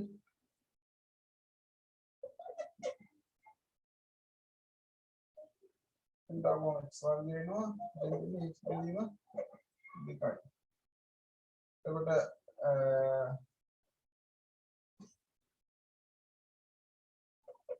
ස්වර්ගයයි අධ්‍යයන දෙකයි කියලා ගත්තාම මෙතන මේගොල්ලන් දෙතිලා තියෙන KSP ආගේ කීයද? එන්නකට 32 වැඩි කිරීම කියලා කිරීම ලියන්න පුළුවන් නේ 32 වැඩි කිරීම 10 ඍණ 12 කියලා ලියන්න පුළුවන් ඒකත් ඊට පස්සේ හදාගන්න ඕනේ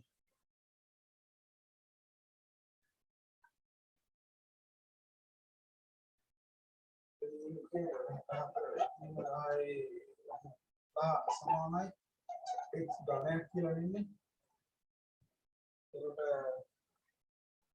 අතර වැඩි කිරීම 10 මෙතර යටි තේරෙනවා නේද ඔයගොල්ලෝ 10 න් 6ක් කියලා තමයි හරි දැන් සාන්ද්‍රණ තුන ආවා ඊට පස්සේ ඉතින් බලන්න පෙළ ගහන්නේ කොහොමද කියලා අතර වැඩි කිරීම 10 න් 6 තමයි වැඩි මොන හිතා අතර වැඩි කිරීම 10 න් 5 තියෙනවා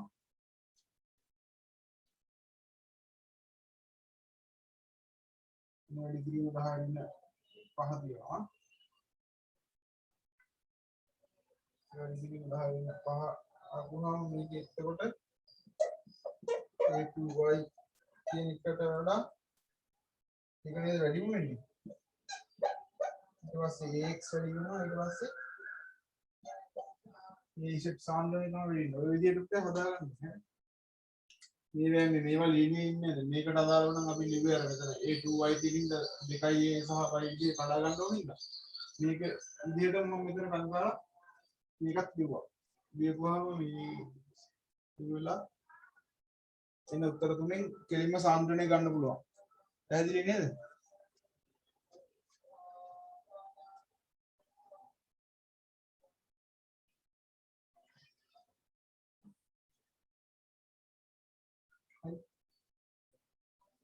ඒකට උත්තරේ ඉන්නේ අංක 2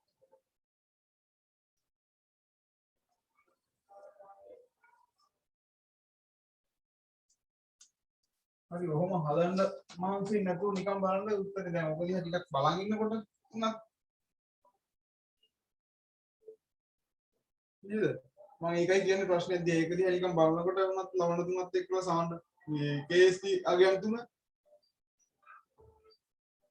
හරි එම් බලන් ඉන්නකොටත් නිකන් ඉතින් පොඩ්ඩක් කැලේ වැඩ කරලා දාගෙන උත්තරේ ගන්න පුළුවන් සාමාන්‍ය වැඩ කරලා තියෙනවා. හරි.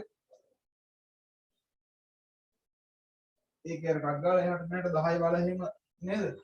හදාගත්තාම ලස්සනට කැපිලා යන උත්තරයක් තමයි ඉන්නේ. හරි. ඒවත් උදේ අර කරගෙන යන ගමන්ම කරගෙන ගියා කියලා ලොකු කාලයක් මේ අපිට බෑ වෙන සුළු කිරීම නෙමෙයි ඒ වගේ ඉන්නේ. ඊට පස්සේ 11 වෙනි එක බලන්නකො පහත දැක්වෙන සංයෝග සලකන්න කියලා තියෙනවා. සංයෝග A B C D E කියලා තියෙනවා පුතේ. හරි. එතකොට ඒකේ සාපේක්ෂ අනුභව ස්කන්ධය දීලා තියෙනවා 86යි පළවෙනි A B C D කියන හතරෙම E විතරක් 88ක් වෙලා තියෙනවා සාපේක්ෂ අනුභව ස්කන්ධය. ඊට පස්සේ මෙම සංයෝගයන්හි තාපාංක විචලනය වඩාත්ම හොඳින් පෙන්වන ප්‍රස්තාරය තමයි ඔයගොල්ලන් අහන්නේ. මේකේ තාපාංකය ගන්නකොට අපි මොනවද කල්පනා වෙන්න ඕනේ? සිද්ධාන්ත මොනවද කල්පනා වෙන්න ඕනේ? ඔය සාපේක්ෂ අනුක ස්කන්ධ මේ ඔක්කොගේම එකයි මේ සමාන අගයන් තියෙන්නේ අර ඊගේ විතරක් පොඩ්ඩක් වැඩි වෙනවා ඒ හින්දා ඒක ගැන සැලකන්න බෑ ඊට පස්සේ අපිට මෙතන නිකන් හිතන්න පුළුවන් මේ මෙතන අර OH කාණ්ඩ තියෙනවා ඊගේ OH කාණ්ඩේ හයිඩ්‍රජන් බන්ධන හදන්න පුළුවන් හයිඩ්‍රජන් බන්ධන හදන්න පුළුවන් අනිත් වෙන මොනවත් නැහැ ඒ හින්දා ඒකේ E තමයි වැඩිම වෙන්නේ හරි ඊට පස්සේ බලන්නකො මෙතන ඇල්ඩිහයිඩ් තියෙනවා නේද දෙකක් ඇල්ඩිහයිඩ් වල ඊට පස්සේ මේ අනිත් ඒවා නම් මේක ඇල්කේනයක් මේක අර මේ ත්‍රිතික ඇල්කේනයක් AB කියන ඒවා AB කියන ඒවාට වඩා CD කියන එකේ කොහොමද තාපාංග වැඩි CD කියන දෙකෙන් C ගේ වැඩි ඇයි ඔය එක අර මේ දැන් D ගේ ගෝලීය ස්වරූපයක් නේ තියෙන්නේ අරගේ පුෂ්ටික වර්ග වලේ වැඩි අපි රේඛීය දාමයක් විදිහට තියෙනකොට එතකොට ඒකේ අර ලන්ඩන් අපකිරණ බල හැදෙන්න පුළුවන් ප්‍රමාණය වැඩි. ඒ හින්දා එතන CD කියන දෙන්නගෙන් C තමයි ගන්න වෙන්නේ. හරි. එතකොට ඊට පස්සේ තමයි D එන්නේ. ඊට පස්සේ අපිට AB කියන දෙන්නගෙන් තරගම තමයි. නේද? මේ අන්තරාණුක ආකර්ෂණ වැඩියෙන් හදන්න පුළුවන් රේඛීය කෙනාගේ මුෂ්ටික වර්ග වල වැඩි හින්දා. එතකොට මෙතෙන්ට A තමයි එන්නේ. ඒක ගමන් ඩග්ගාල උත්තරේ මෙතෙන්ට ගන්න පුළුවන් මෙතෙන්ට B කියලා තමයි එන්නේ. ඔය පිළිවෙලට වෙනස් වෙලා තියෙන ප්‍රස්තාවය මොකද්ද? ඒකේ E තමයි පුතේ වැඩිම වෙන්න ඕනේ. E වැඩි වෙලා B ගේ තමයි අඩුම වෙන්න ඕනේ. නේද? E ගේ වැඩි වෙලා ඊට පස්සේ මේකේ ඉන්නේ උත්තරේ අංක 2 නේද? කොහොමද කියන ප්‍රස්තාවයනේ? ඒකට මෙතන අපිට E ගේ තමයි වැඩිම වෙන්නේ. දෙවෙනියට වැඩි වෙන්නේ C ගේ. තුන්වෙනියට තියෙන්නේ D. හතරවෙනියට තියෙන්නේ A ඊට පස්සේ B.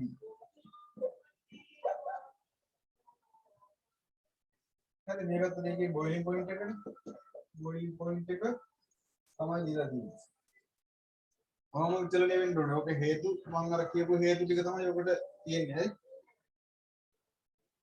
පැහැදිලි නේද? තාපාංක වලදී ඒක එහෙම තමයි ඉන්නේ. ඊට පස්සේ බලන්න 11 ඉන් පස්සේ 12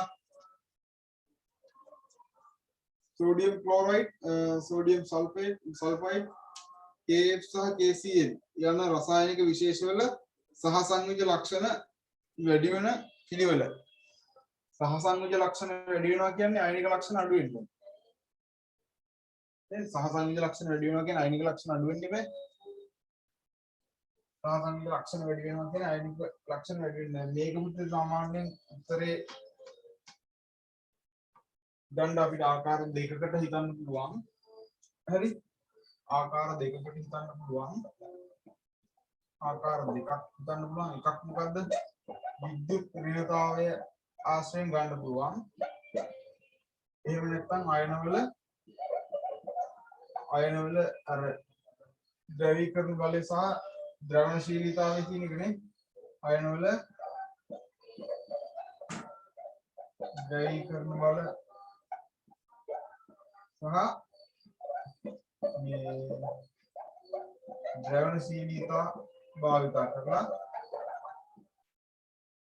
ගන්න පුළුවන්. දැරීකරන බල සහ දැනුශීලීතාවය. ඒ හින්දා ඒකට අදාළ තියරි එක දැන් අපි ධන ආයනයක් සලකනකොට සහ ඍණ ආයනයක් සලකනකොට කොහොමද වෙන්නේ කියන එක ඔයගොල්ලෝ කෙටි සටහනක් විදිහට මතක තියාගන්න. ඒකේ අපි දැන් මේකේ පරමාණු කාර්යය ගත්තොත් පරමාණු කාර්යය හරි පරමාණු කාර්යය ගත්තොත් එහෙනම් පරමාණු කාර්යයට අදාළව ධන ආයනයක් නම් ද්‍රවීකරණ බලය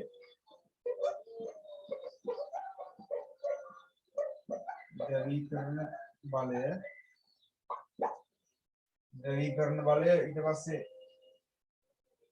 ද්‍රවීකරණ බලය නිසා අපි අයනික ලක්ෂණ කියලා ගමුකෝ මෙතන අයනික ගුණ මම අයනික ගුණ කියලා ලියන්නම් හරි දැන් මෙතන ඍණ ආයනය ගත්තහම මේ අරය ද්‍රවීකරණ බලය මෙතන ද්‍රවණශීලීතාවය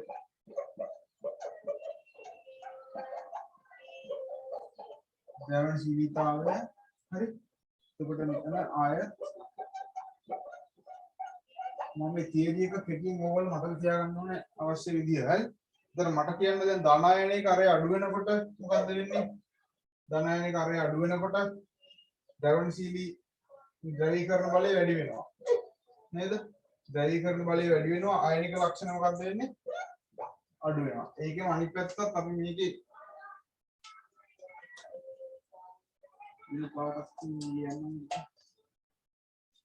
ඒකේ අනිත් පැත්තත් මෙහෙම ලියුවොත් අරය වැඩි වෙනකොට අයනේ ද්‍රවීකරණ බලය මොකද්ද වෙන්නේ?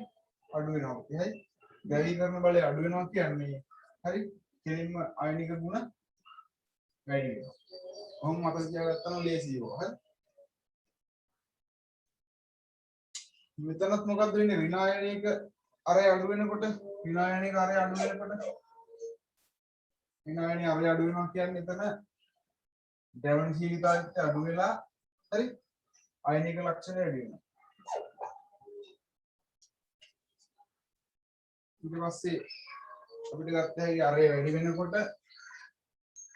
ද්‍රවණශීලීතාවය වැඩි වෙලා අයනික ගුණ අඩු වෙනවා. ඕක තමයි තියරි එක.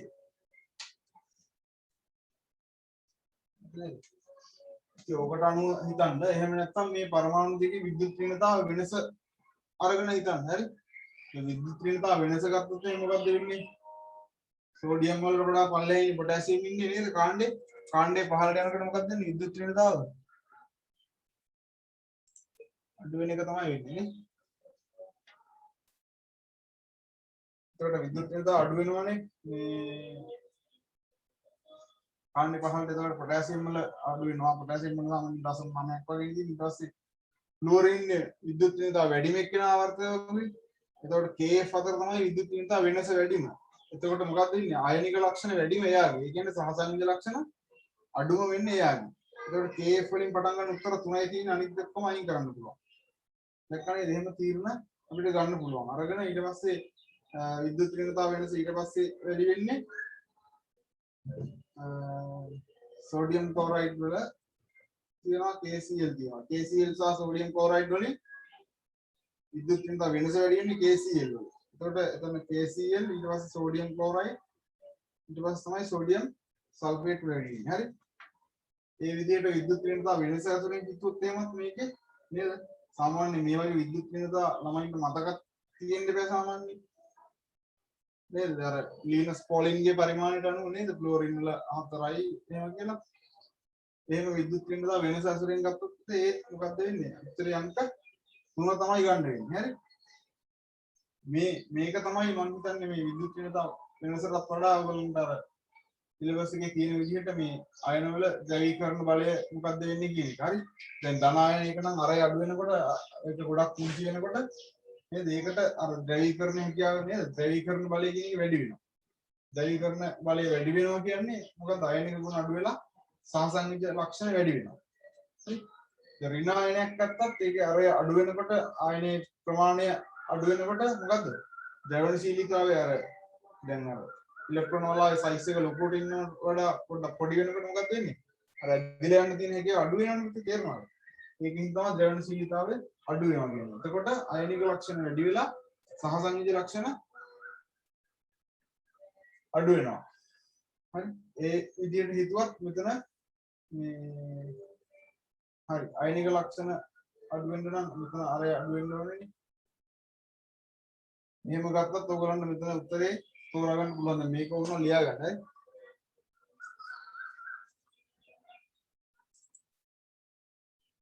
මේක උනෝ ලියා ගන්න. එතකොට අපිට මේ නිකම්ම මේ ඊළඟට හම්බෙන ප්‍රශ්න වලදී මේ විදිහට හිතන්න පුළුවන් වෙන්නේ. එතකොට මේ පරමාණු වල අරයත් එක්කලා බලපුවාම අපිට සාසනික ලක්ෂණ වැඩි වෙන හැටි අයනික ලක්ෂණ වැඩි වෙනවා නම් එහෙම ද්‍රවීකරණ බලයත් සහ දවනශීලීතාවයත් එක්කලා ඕන ප්‍රශ්නයකට උත්තරේ ලියා ගන්න පුළුවන්.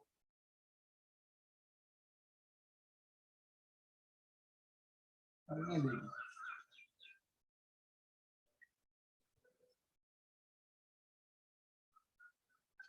ඊළඟ බලන්නකො 13 වෙනි ප්‍රශ්නේ. අර එතනදී දැන් අර අපිට මේ නියෝගය ඕගොල්ලන්ගේ ආභාවික පොඩ්ඩක් අඩු වුණාම මේ ප්‍රශ්න පත්‍රයක් වගේ එකක් මාන්සිලා කරන වැඩක් නිසා නේද මේ ළමයි අර ප්‍රමාණෙත් එක්කලා කරනකොට ඉතින් අර ඒක පරින් ප්‍රයෝජන ගන්න ඕනේ අපි මේ කරාට හරි ඊගොල්ලන් අපිට තියෙන ඉන්ටෙල්පි ගන්නක් නේද ඒක නම් මම හිතන්නේ ලේසි කෙල්වින් 298 කදී හයිඩ්‍රජන් වායුව කාබන් ඝන කාබන් සහ මේ CH3OH එකක් දීලා තියෙනවා. ඒක තුනේම සම්මත දහන එන්තැල්පි පිළිවෙලින් දීලා තියෙනවා. එතකොට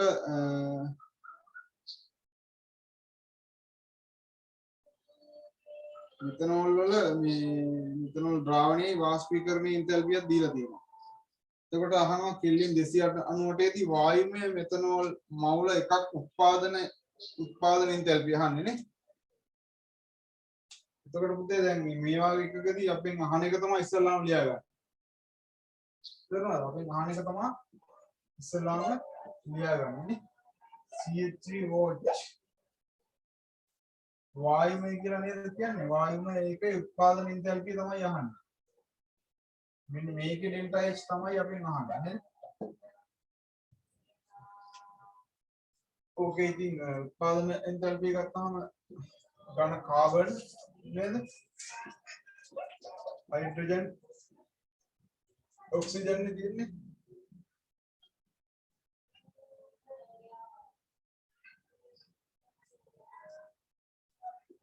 මෙයානේ ලියා ඔක්සිජන් වායු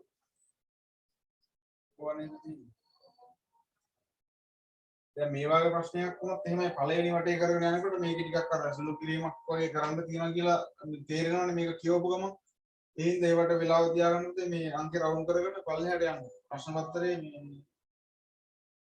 අනිත් ඒවා කරලා ඉන්න කියලා කියන්නේ ඒකයි හරි බලන්න ඊට පස්සේ මෙතන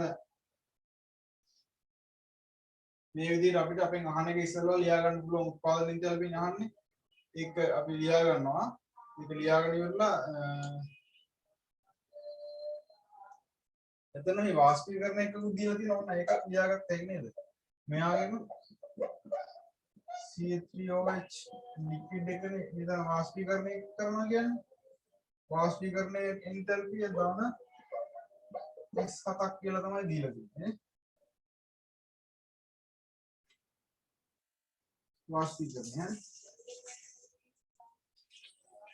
ඊළඟට මේවා සම්බන්ධ දහන එන්තැල්පි දීලා තියෙනවා මේ මේවා දහනය කරපුවම කාබන් ඔක්සිජන් එක්කලා දහනය කරපුවම හයිඩ්‍රජන් දහනය කරපුවම මොනවද වෙන්නේ මෙතන කාබන් ඩයොක්සයිඩ් වායුව වෙන මෙතන ජල වාෂ්ප තමයි ඉන්නේ පාලන කරපුවාම එතකොට මෙතන බලන්න දැන් මේවා තුලිත වෙලා තියෙනවා මේ පැත්තේ ඔක්සිජන් එකයි මේ පැත්තේ ඔක්සිජන් දෙකයි එතකොට මෙතන ඔක්සිජන් දෙකයි එකයි තුනයි නේද කොහොමද තුලිත වෙන්නේ මේ පැත්තට අපි දැම්මම මේ තව ඔක්සිජන් මෙහෙම ඒවා දාගන්නකොට ඒවා දාගන්න බය වෙන්න පාන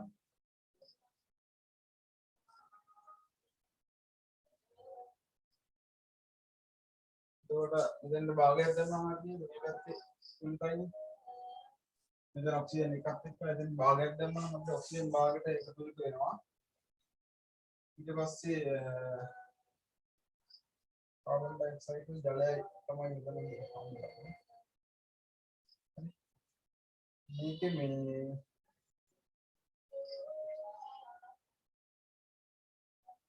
ඊළඟට අපිට දීලා තියෙන චක්‍රයක් විදිහට ගන්න බෑ නේද? මෙයාගේ දහණෙන් කියලා දීලා තියෙන්නේ. ඒක තමයි කියන්නේ යාගේ වෙලා යනකොට පොඩ්ඩක් කල්පනාකාරී වෙන්න ඕනේ. හරි. එතකොට මේ ලිපිඩ් එකේ වාෂ්පීකරණ එන්තල්පිය දීලා තියෙනවා. මේ ලිපිඩ් එකේ දහන එන්තල්පිය දීලා තියෙනවා. ඒතර හයිඩ්‍රජන් සහ කාබන් වල දහන එන්තල්පිය කීයද? 286යි 393යි. 286යි 393යි. 393 කියන්නේ මෙයාගේ. 393 කියන්නේ මෙයාගේ हाइड्रोजन वල අපිට දීලා තියෙන්නේ 286යි.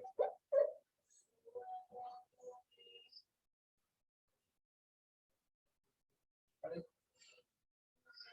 මෙතන නම් අපි ගත්තාම ඔක්සිජන් එකක් නෙමෙයි මෙතන ඔක්සිජන් තව දෙකක් තියෙනවා මෙතන. ඒ හින්දා තව අපිට මේ පැත්තට ඔක්සිජන් දාගන්න වෙනව නේද? ඉතින් දෙකක් ඔක්සිජන් කියලා දැම්මම හරි.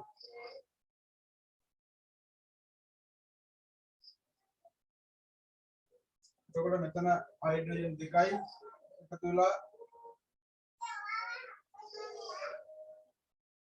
හයිඩ්‍රජන් දෙකයි ඔක්සිජන් එකතු වෙලා ජල අණු දෙකක් හදනවානේ. එතකොට මේක දෙකෙන් වැඩි වෙන්න ඕනේ. මේක බලන්න මේක කීයද කියලා තියෙන්නේ. ද්‍රව්‍ය වාෂ්ප මේකේ දහන එන්තල්පිය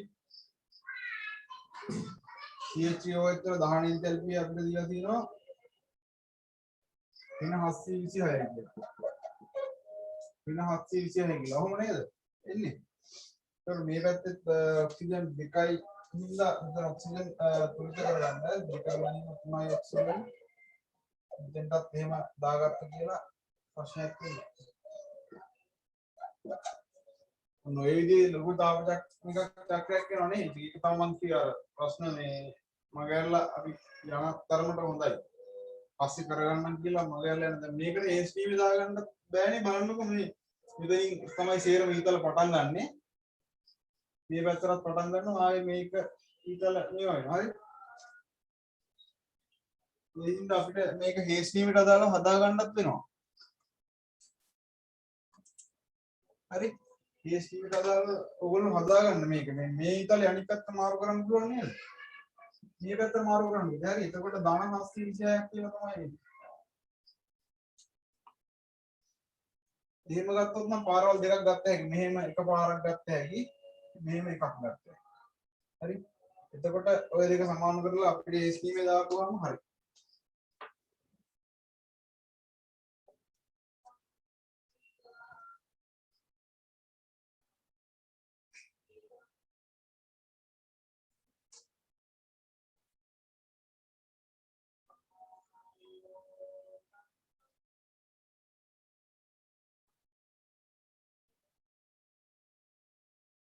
හරි නේද? ඕකට නම් HPV දැන් මෙහෙ ඊට පස්සේ මේ තුනන අපිට එන්නේ එතකොට කොහොමද දාන්නේ? ඍණ 393. එතකොට ධන ඍණයි කියලා ලියුවොත් අපිට ඒ ඍණමනේ 286 වැඩි කිරීම 2 කියන එක. එතකොට මේකට එකතු වෙන්න ඕනේ මොකද මේක ධන 726ක් කියලා තමයි ලියන්නේ. ඒකට ආයෙ තව 37ක් එකතු වෙන්න බෑ. 37ක් එකතු වෙන්න මේ දෙක මවුලයක් දාන්නේ නේද? ඕක තමයි අපිට ඩෙල්ටා H කියලා එන්නේ. හරි. ඒක සුළු කරලා බලන්න ඉතින් එතකොට උත්තරයක් එනවා මේකේ ඔයගලන්ට ඍණ 202යි කියලා ඕනේ. මේකේ ලොකු කාලයක් යනකොට මේ පොඩි ගණන් අපි සුළු කර ඉන්නේ නැහැ. හරි. මේ ගණන් සුළු කර ගන්න පුළුවන් නේ. මේ වගේ මේ අර පියවර හතරකින් වෙන චාප මේ රසායනික ශක්‍ර මේ ගොඩක් ඉගෙන ගන්න අඩුයි ළමයි. ඒ වුණාට මේකේ එහෙම ප්‍රශ්නයක් නෑ. අපිට HPV දාගන්න හදාගන්න බැරිනොත් එහෙම මේ ඊතලයක් අනිත් පැත්ත හරවනවා කියන්නේ ඒකේ තියෙන ලකුණු කෙලින්ම මාරු කර ගන්නවා කියන එක තමයි. හරි? පැහැදිලි නේද? එහෙම අපිට ලකුණු මාරු කරගෙන ඕක හදාගන්න පුළුවන්.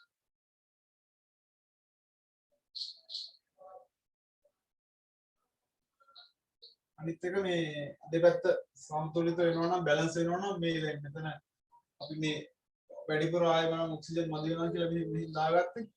ඒ කියන්නේ අර පැත්තේ ඔක්සිජන් එක මේක තුලිත කරා මේ පැත්තේ ඔක්සිජන් ගත්තාම මෙතෙන්ට තව මදි වුණානේ මේවා දහනය කරලා මේක ගන්න මෙතෙන්ට ඊට පස්සේ ඒක දැම්මා ඒ ප්‍රමාණය එහා කෙරවලට දාන්න වුණා මෙතන. හරි? ඒ ප්‍රමාණය ඊට පස්සේ මෙතන ඔක්සිජන් වලින් දහනය කරනවා ගත්තාම වාෂ්පීකරණය කරනවා නේද? මේ පැත්තයි තුලිත වෙන්නත් ඕනේ. ඒ හින්දා තමයි තුන බෙදීම් දෙක කියලා අපිට දාගන්න වෙන්නේ. මේ පැත්තට දහනය වෙනකොටත් නේද? ඒවා දාගන්න කිසිම ප්‍රශ්නයක් නැහැ. හරියට තුලිත වෙන්න අපිට මේ දාගන්න පුළුවන්. පැහැදිලි නේද? මම කියන්නේ මේවායි ගානක් ආවම දෙවෙනි වටේට හදාගන්න තියාගන්න ඕවා මේ අර. හදිස්සියෙන් නැතුව දැන් ඒ කියන්නේ MCQ පේපර් එකේ මොකම ලොකු ධාරානිපාත ගණන් හදාගන්න කියලා එහෙනම් ප්‍රශ්න දෙක තුනක් නේද? ප්‍රශ්න සාමාන්‍ය 5ක් විතරනේ ඉන්නේ. අනිත් දේවල් කරලා ඉවරලා ආවට වෙලාව තියාගෙන මිනිස්සුන්ගේ කලබල නැතුව කල්පනා කරලා බලලා ගන්න. විශේෂයෙන් මේ ඉන්ටර්වයුව ගණන් වලදී අපි අර නේද දෙපැත්තේ ප්‍රතික්‍රියා තුලිත කරලා හරියට වැඩි කරලා ගන්න ඕනේ වැඩි වෙච්ච තැන වැඩි වුණාද? ඒ වගේ ප්‍රශ්න තියෙනවානේ. හරි.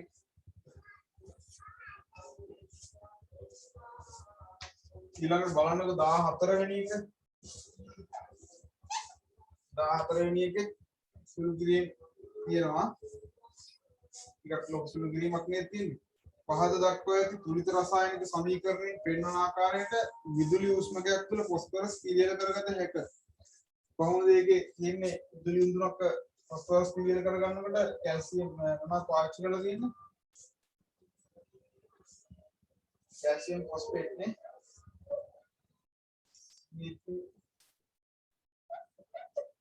කැල්සියම් ෆොස්ෆේට් පාවිච්චි කරලා තියෙනවා.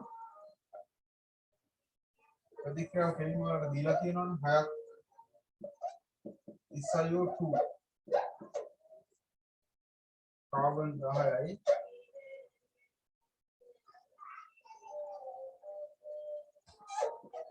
ඊට පස්සේ මෙතනින් හම්බ වෙනවා කියන කැල්සියම් සල්ෆේට් 6ක් Ca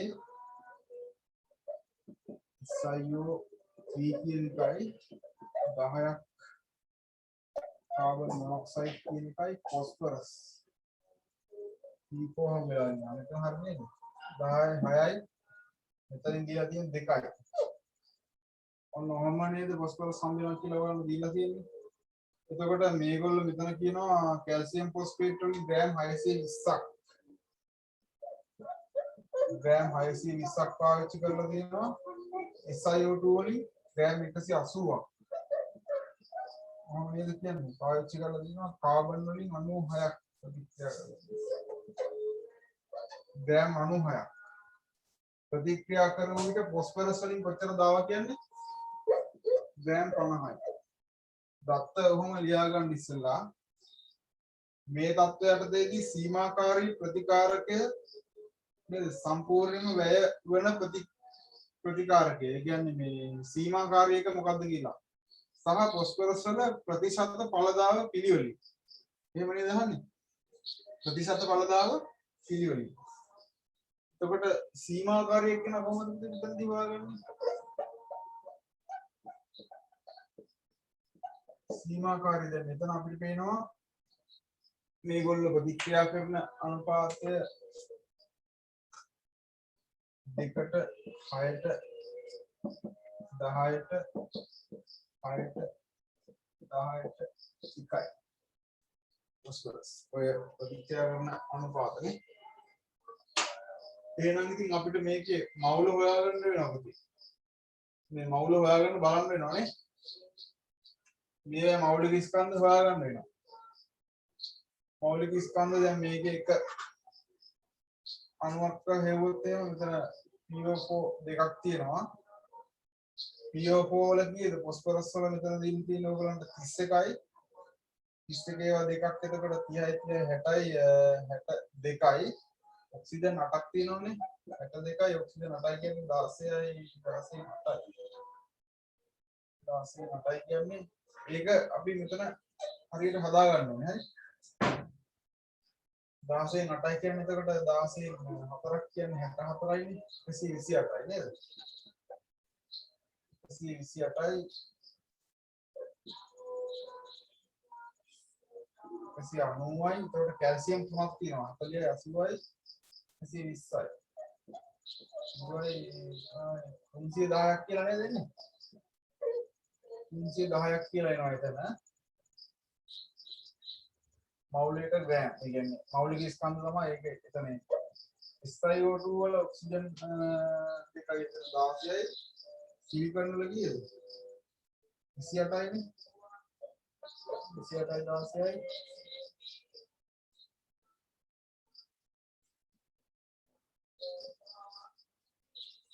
සිලිකන් වල 32යි 32යි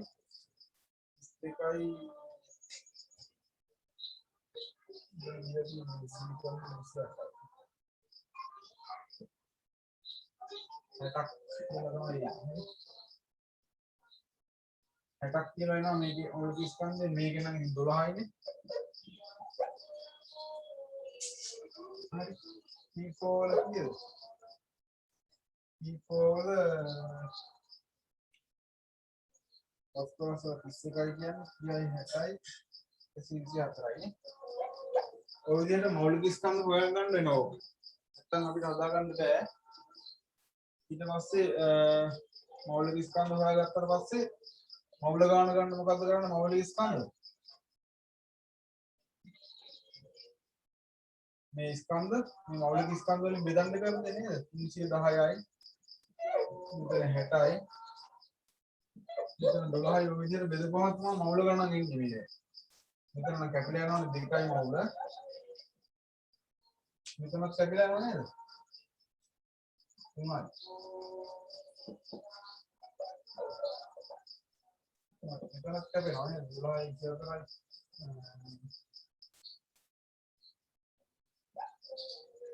ඊළඟට කැපිලා යනවා ඒ කියන්නේ එකයි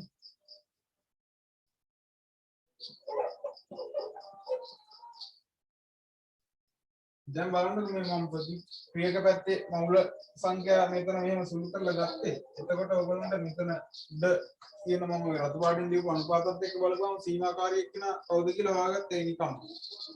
කවුද සීමාකාරී එක්කන වෙන්නේ? ඔය මේ වෙනම දෙකක් තියෙනවා. දෙකට 6ට 10 ඉන්න මේව දෙකක් තියෙනවා ඒක ගැටලුවක් නැහැ. මේකෙන් කියන්නේ මේව දෙකක් එක්ක මේව 6ක් නේ ක්‍රියා කරන්නේ. මේව දෙකක් එක්ක මේව 6ක් නේ ක්‍රියා කරන්නේ. එතකොට එතනදී 3යි තියෙන්නේ. නවල 3යි තියෙන එක මදි. මෙතන 10ක් ක්‍රියා කරන්නේ මේවා දෙකක් එක්ක 10ක් ක්‍රියා කරන්නේ. එතකොට දැන් මේවා දෙකක් තියෙනවා මේවා 8යි කියන්නේ. මේවත් මදි.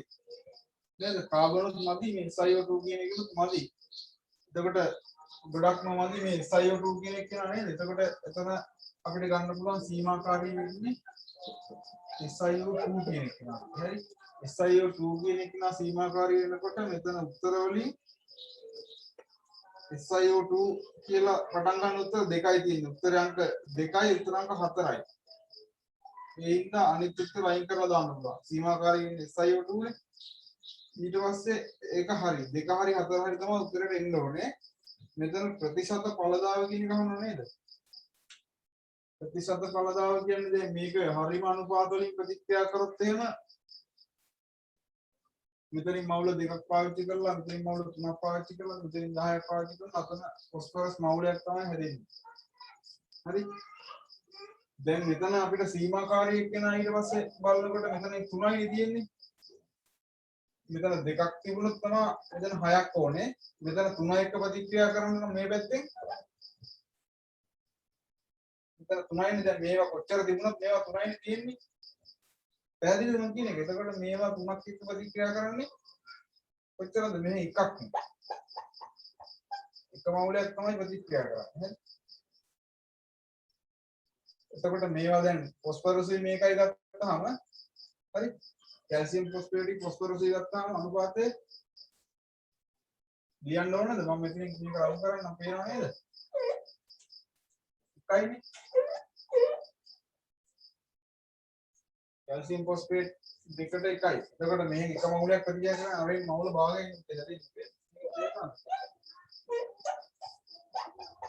මවුල 0.5ක් නේද හැදෙන්නේ මම කීයේ දෙන්නේ මවුල 0.5ක් හැදෙනකොට ස්කන්ධය බලන්න ඒක අර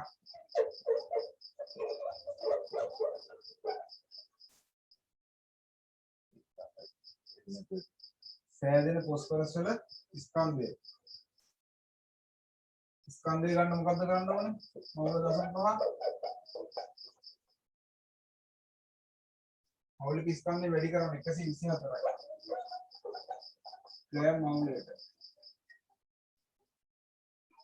නේද මවුලේ කැපිලා ගියාම 124යි 62ක් ග්‍රෑම් කියලා එන්නේ ග්‍රෑම් 62ක් හම්බ වෙන්න ඕනේ පුතේ ඒකට දැන් ග්‍රෑම් 62ක් හම්බ වෙන්නේ නැහැ අපිට කියනවා ඒගොල්ලෝ 50යි හම්බුනේ කියලා නේ එතකොට ප්‍රතිශත ඵලදාව කියන එක ඉතින් ග්‍රෑම් 62ක් හම්බ වෙන්න ඕනේ කියන අපිට 50ක් හම්බ වෙනවා නම් ග්‍රෑම් 100ක් පාවිච්චි කරලා කීයක්ද කියලා බලන්න හරි ඒකට දැන් 4යි 2යිනේ අපිට උත්තර වලට ගන්න පුළුවන් උනේ ඒකෙන් 40 4 වෙනි එකන තියෙන 40.3යි අරක තියෙන 80.7යි 46.3ට වඩා වැඩි උත්තරයක් අනිවාර්යෙන් එන්න ඕනේ කිව්වා 86.7යි කියලා තමයි එනවා ඇත්තේ සුළු කරලා බලන්න ඕනේ හරි හරි එතකොට මේ දෙක තියෙන උත්තරය වෙන්නේ කීයද උත්තරේ අංක 2 හරි ඔයාගේ ලොකු සුළු කිරීම වලට ඉතින් මේ පළවෙනි වටේම යන්න එපා ප්‍රශ්න පත්‍රේ ගොඩක් තියෙනවා කරගන්න ඕනේ හරි ඒවා කරගෙන මේ පස්සට තියාගන්න නේද එතකොට 14 වෙනි උත්තරේ අපිට ගන්න වෙන්නේ පුතේ අංක 2 තමයි ගන්න වෙන්නේ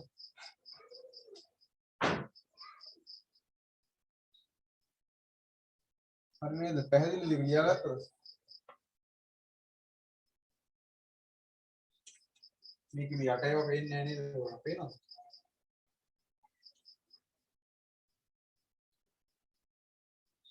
මෙතන මම මොකුත් කියලා නැහැ ඒ ලියලා තිබ්බේ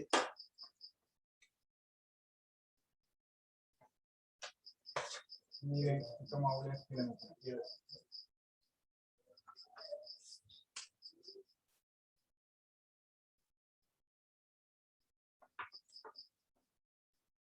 ස්කන්ධ අපෝපේක තමයි උත්තරන්නේ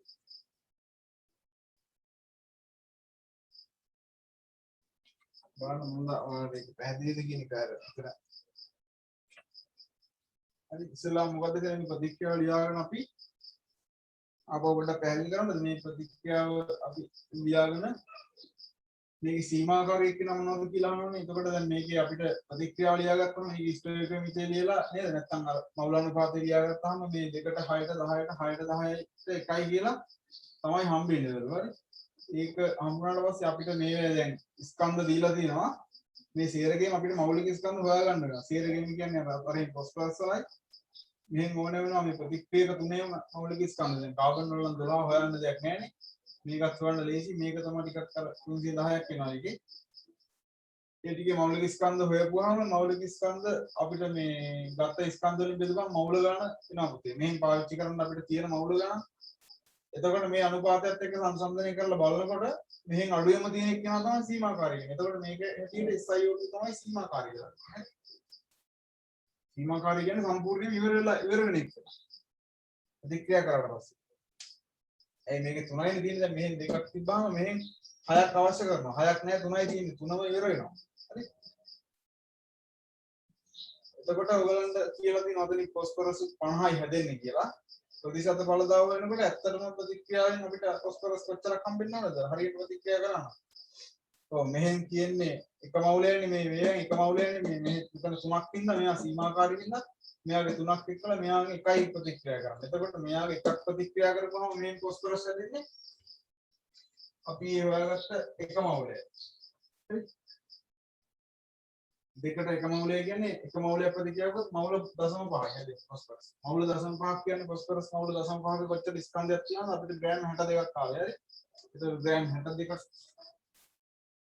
එන්න තියෙන එකෙන් අපිට මෙතන 50යි නේ ආවක් කියන්නේ. එතකොට 100 වැඩි කරපුවාම තමයි ප්‍රතිශත බලලාව 80.7යි කියලා ආවේ. එතකොට ඒක ටිකක් සුළු කිරීමක් තියෙන්නේ. මේ අමාරු එකක් නෙමෙයි. අර සුළු කිරීම දීර්ඝයි. මේ ලොකු ලොකු මේ මවුලික ස්කන්ධ හොයන්න තියෙනවා. හරි. ඇත්තටම අමාරුද කියලා බැලුවොත් නම් මේ කිසිම අමාරුවක් නැහැ. හරි සරල ගානක්. අර ටිකක් කාලය යනවා සුළු කිරීම දීර්ඝයි. ඒ අරන්න වෙන දෙයක් නැහැ. හරි. අමුතු එකක් නැහැ.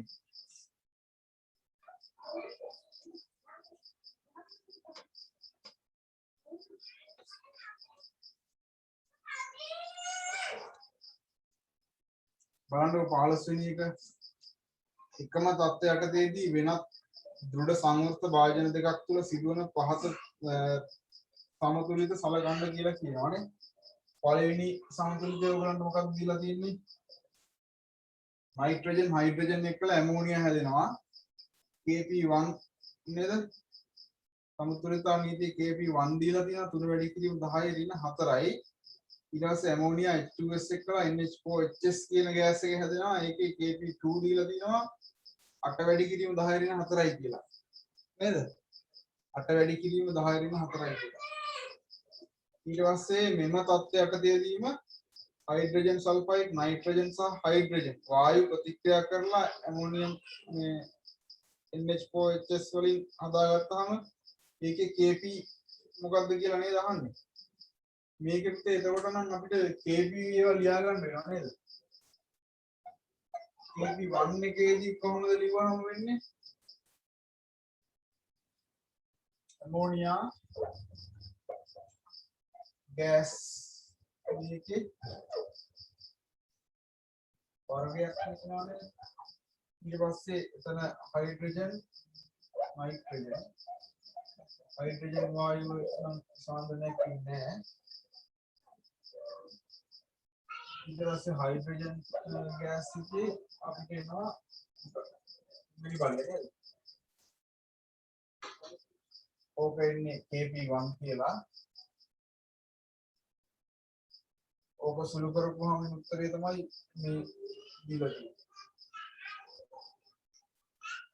මෙතන දීලා 3 වැඩි කිරීම 10 වෙන 4යි කියන්නේ. 3 වැඩි කිරීම 10 වෙන 4යි කියලා දීලා තියෙන්නේ. මේ ඊට පස්සේ Kp2 කියන්න වෙනවා. Kp2 ලියවම කොහොමද එන්නේ? NH4HS කියලා එනවා. HS කියලා එනවා මේකේ ගෑස් එක. එතකොට ඒක බෙදීම සාමාන්‍යයෙන් ඇමෝනියා වායු සාන්ද්‍රණයයි ඉලෙක්ට්‍රික් H2S වායු සාන්ද්‍රණය නේද මේකේ අගයත් අපිට දීලා තියෙනවා. ඒකෙන් 8 වැඩි කිරීම 10 වෙන 4යි කියලා නේ තියෙන්නේ. ඕකේ දීලා තියෙනවා දැන් අපෙන් අහන එක එතකොට අපි ඒක ලියා ගන්න ඕන කොහොමද?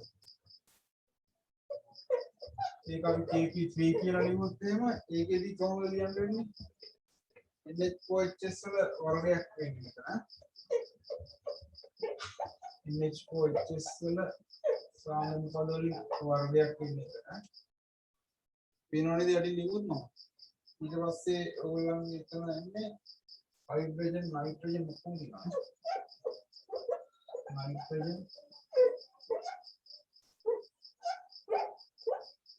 නයිට්‍රජන් තියෙනවා හයිඩ්‍රජන් වල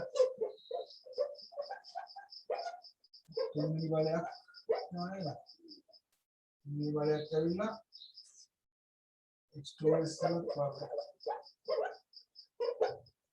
මොහොම එකක් නේද එන්නේ? Kp ගන්නකොට දැන් මේ සමීකරණය අපි එක කියලා ගන්න මේක දෙක කියලා ගත්තාම ওই දෙකෙන් අපි මේක ගන්න ඕනේ. එතකොට තමයි මේ අගයන් දෙක පාවිච්චි කරලා අපිට ගන්න වෙන්නේ මේ උත්තරේ. මේක ගන්න නම් අපිට වෙන්නේ වැඩි කරන්න නේද?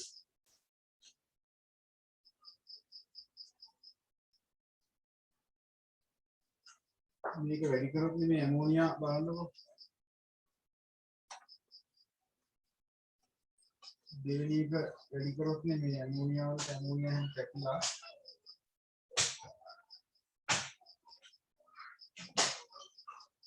ඇමෝනියා වලට මේ ඇමෝනියා කැපිලා මේක සුළු වෙලා එන්න නම් අපි මේක කරන්න ඕනේ මොකද්ද?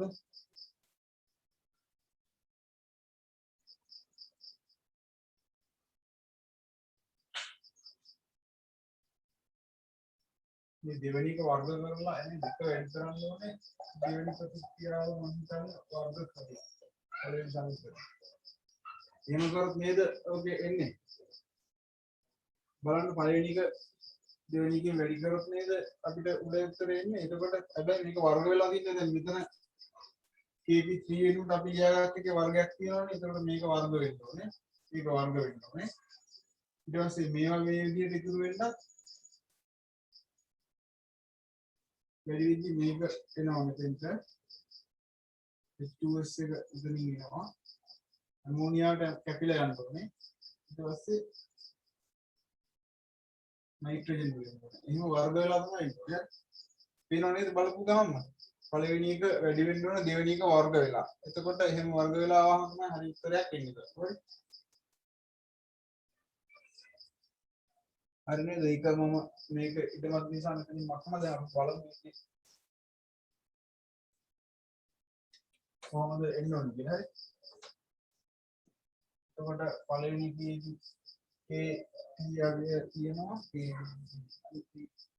දෙවෙනි තියෙනවා ඒක වර්ග කරලා ගන්නකොට කොහොමද වෙන්නේ -1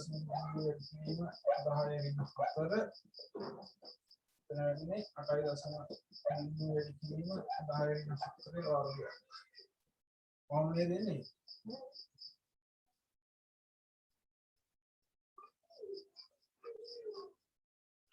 එතකොට මේකේ අපිට එන්නේ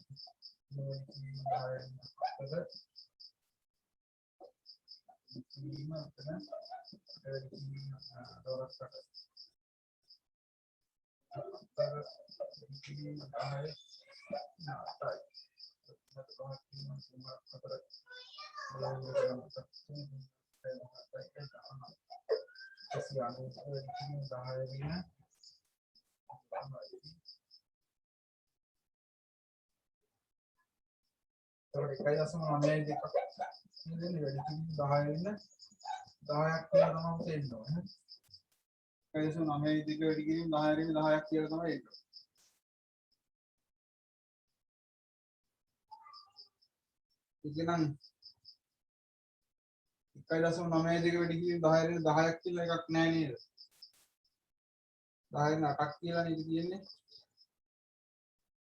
ඒකට එතකොට අපිට උත්තරයක් කියන්නේ දීලා නැහැ දරුවෝ මේකට අපිට බලමු ඒකේ මාර්ක්ස් කින් දාලා නැහැ නැත්නම් මේ ඕල් කියලා දෙයි තමයි අපිට මේ ඒකේ උත්තරයක් තියෙනවා 1.92 වැඩි කිරීම 10 න් 8යි කියලා එහෙම වැරදිලා ඇති නේද එහෙනම් සමහරවිට පුතේ මේ පේපර්ස් හදනකොට සැලකිල්ලෙන් හරියට බැලුවේ නැත්නම් සමහරවිට ඒක මේ ප්‍රොෆෙසර්ලාට එහෙම වරදිනවා හරි එහෙම වෙන්නදී ඒක එතකොට 1.92 වැඩි කිරීම 10 වෙන 8ක් නෙමෙයි ඉන්නේ 10ක් විදිහට තමයි උත්තරේ තියෙන්නේ. එහෙම මොකක් හරි වුණොත් අසාධාරණයක් වෙන්නේ නැහැ. ඕගලන්ට ඒකේ ලකුණු ඔක්කොටම හම්බ වෙනවා. හරි. ඉතින් 47යි.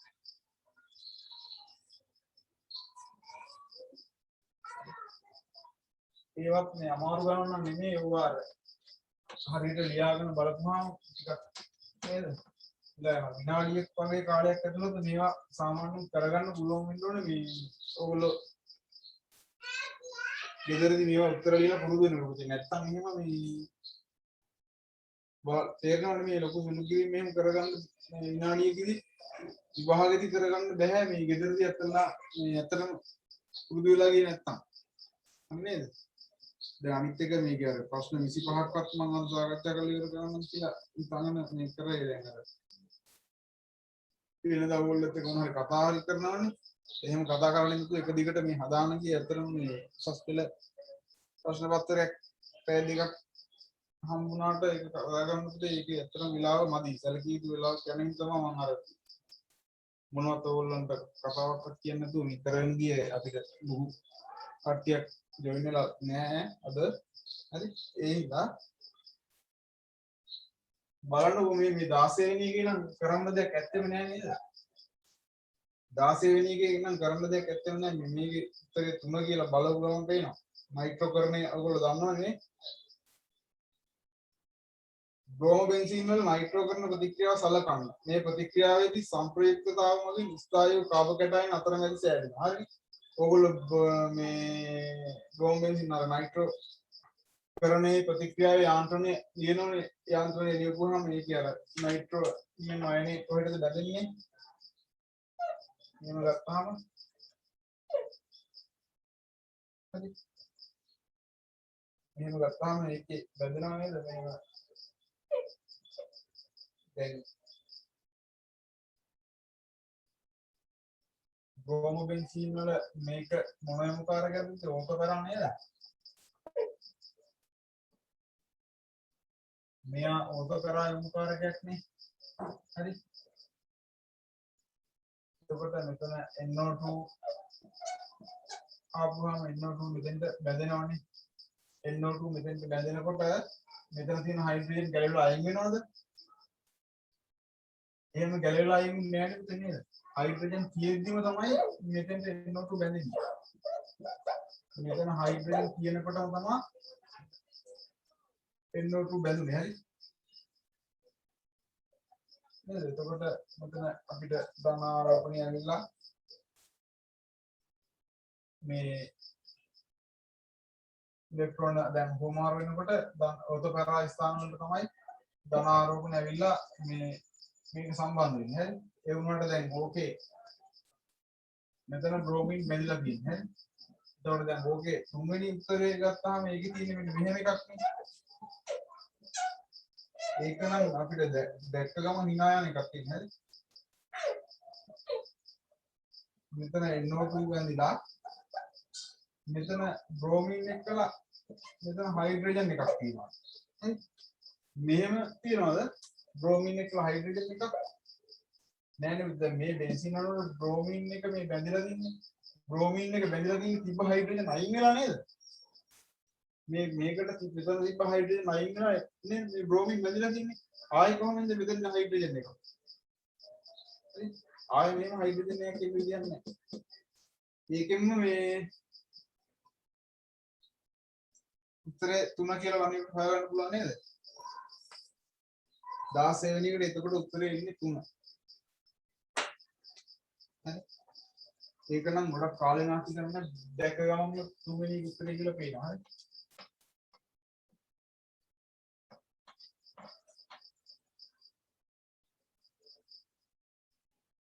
ඊළඟට 17 වෙනි එක බලන්නකො මේක නම් දැන් අර සිලබස් එකේ ගොඩක් අහන තැනක් නේ.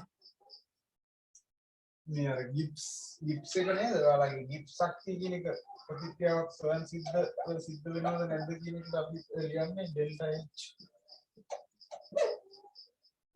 ඩෙල්ටා ST කියලා තමයි දරුවෝ ලියන්නේ සමීකරණය වල.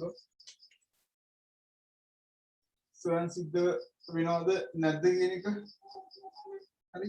එතකොට මේකෙදි කොහොමද ස්වයං සිද්ධද නැද්ද කියලා මේ අපි මේකේ කියන්නේ මේක ඩෙල්ටා G ඍණ වුණොත් ස්වයං සිද්ධයි. සාමාන්‍ය කාමර උෂ්ණත්වය අපේ ප්‍රතික්‍රියාව සිද්ධ වෙනවා. ධන වුණොත් ඒක එහෙම සිද්ධ වෙන්නේ නැහැ. නේ? බිඳුවක් වුණොත් මොකද්ද ප්‍රතික්‍රියාව සමතුලිතයි. ඕකනේ තියරි එක. බලන්න මේ ප්‍රශ්නේ මොකද්ද කියන්නේ? ප්‍රතික්‍රියාවක් කාමර උෂ්ණත්වයේදී සහ 1 atm පීඩනයේදී ස්වයං සිද්ධ නොවන අතර. එතකොට ස්වයං සිද්ධ නෑ දැන් මේක. ස්වයං සිද්ධ නෑනේ. ස්වයං සිද්ධ නෑ කියන්නේ මෙයාට තියෙන ධනාංගයක්. ස්වයං සිද්ධ නොවන අතර. හරි. එම පීඩනයේදී හා ඉහළ උෂ්ණත්වයේදී. ඒ කියන්නේ එම පීඩනයේදී මෙතන උෂ්ණත්වය ඉහළ යනකොට T ඉහළ යනකොට ස්වයන් සිද්ධ බවට පත් වේ නේද? ස්වයන් සිද්ධ බවට පත් වේ. කාම වෘෂ්ණත්වයේදී මෙම ප්‍රතික්‍රියාව සඳහා පහත සඳහන් කුමක් නිවැරදි වේද?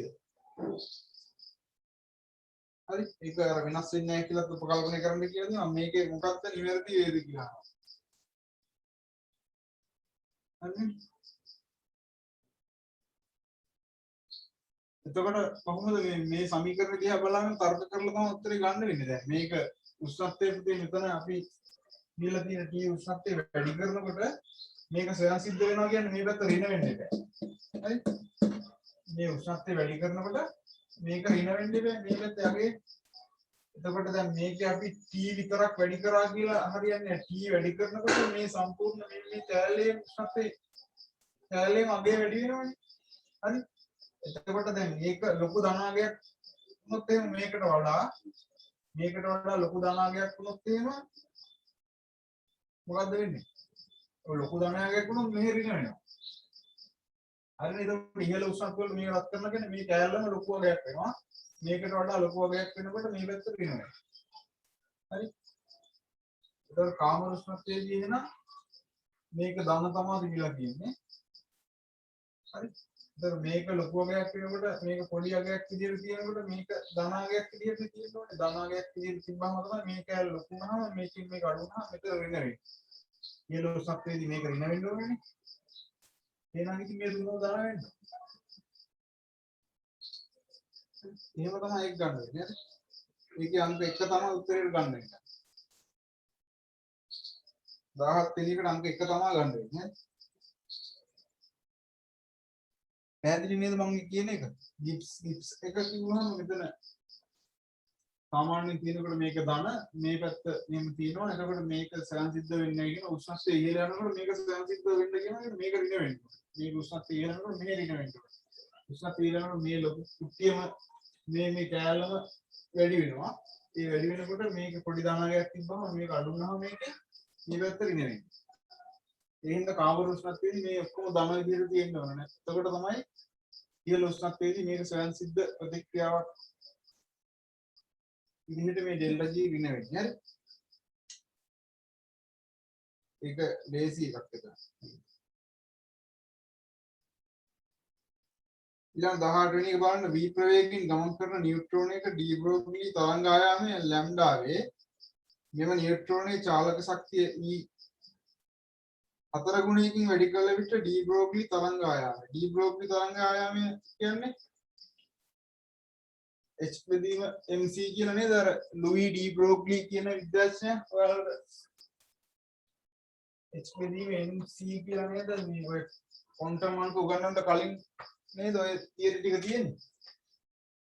ඩි බ්‍රෝග්ලි එකේ ලැම්ඩා සමානයි H බෙදීම MC ස්කන්ධය මේ ක්වාන්ටිටිය C කිව්වම ආලෝකයේ අර ප්‍රවේගය හරි H බෙදීම MC කියලානේ ඔහොමනේ අපි ලියන්නේ ඩි බ්‍රෝග්ලි තරංග ආයාම කියන එක ලැම්ඩා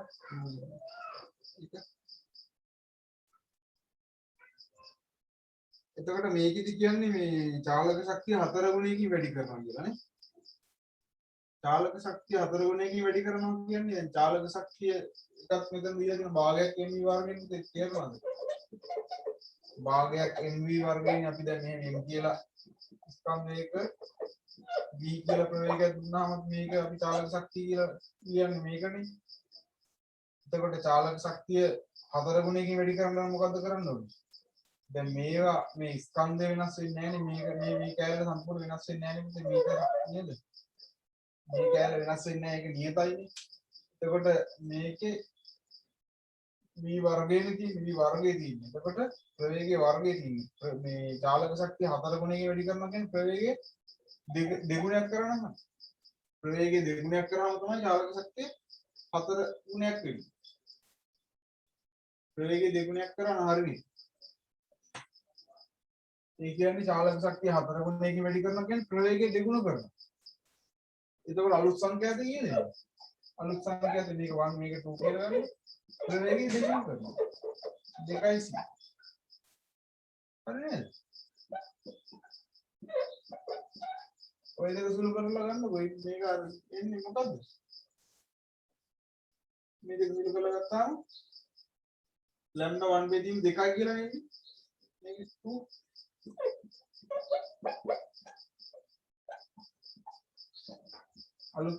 අලුත් මේ අලුත් තරංග ආයාමයේ ඉන්නේ අරකින් භාගයයි. ලැම්ඩා බෙදීම 2යි. එතකොට එන්නේ උත්තරේ අංක 1 නේද? උත්තරේ අංක 1 එන්නේ. මේක ඉතින් අර e සමාන mc වර්ගය දාලා ඊට පස්සේ e සමාන f ලැම්ඩා දාලා ආදේශ කරලා මේක ගන්න ඕනේ. මේක ඕගොල්ලන්ගේ දැනගෙන ඉන්න ඕනේ. මේ ඩී බ්‍රෝග්ලි තරංග ආයාමයට අදාළව මේක ගන්න. දීලා ක්වොන්ටම් අංක වලට කලින් උගන්වනවා. හරි? ඒකෙන් තමයි දීලා දෙන්නේ. හැබැයි මම හිතන්නේ මේ જાති එකක් මේ දුන්නාමද කොහෙද? එහෙනම් දැන් මතක තියාගන්න දැන් මේවා එනවා. මේ හරි ව්‍යුහගත රචනාවල හරි සමාන සමාජයට කොටස් විදියකට දැන් ඉස්සරහට ඇඩ් වෙන්න පුළුවන් මේ ඊගාව අවුරුද්ද MCQ එකක් නැතත් මේ මතක තියාගන්න මේ පාර ඒක අහලා දෙන්න. ඒක හරි සරලම විදියට තමයි ලේසි. නාලා දින අරක පොඩ්ඩක් තේරෙන්න ඕනේ. විභව ශක්තිය මේ චාලක ශක්තිය 4 ගුණයකින් වැඩි වෙනවා කියන්නේ අනිවාර්යෙන් ප්‍රවේගය දෙගුණ කරන්න එපා. දැන් ෆිසික්ස් වලට ඕකලේව කරනවා ඒක නම් තේරෙනවා. එතකොට ප්‍රවේගය දෙගුණ කරනවා කිව්වම මෙහෙම ගත්තා ඒක. මේ නේද ගත්තන්නේ. හරි පුතේ එහෙමනම් දැන් වෙලාව 7යි.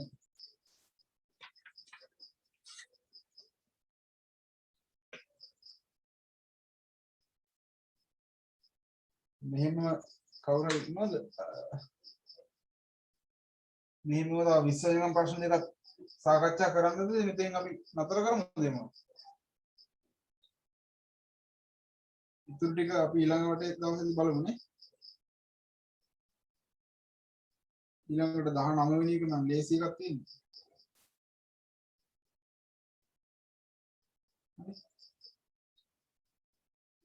කමන්න එහෙනම් මම උදලින් අපි නතර කළා. ඊළඟ දවසේ ඉතුරු ටික සාකච්ඡා කරමු. හරි නේද එහෙනම්?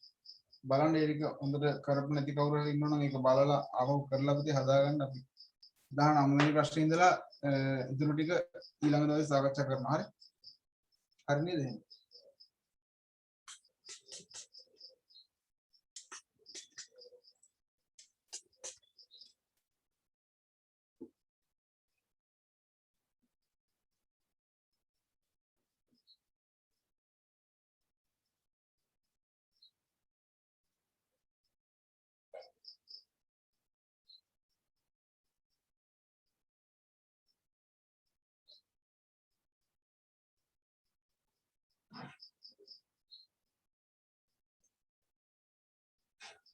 හරි පුතේ එහෙනම් කට්ටිය ලොග් අවුට් වෙන්න මේ අපි ඊළඟ දවසේ ඉතුරු ටික බලමු.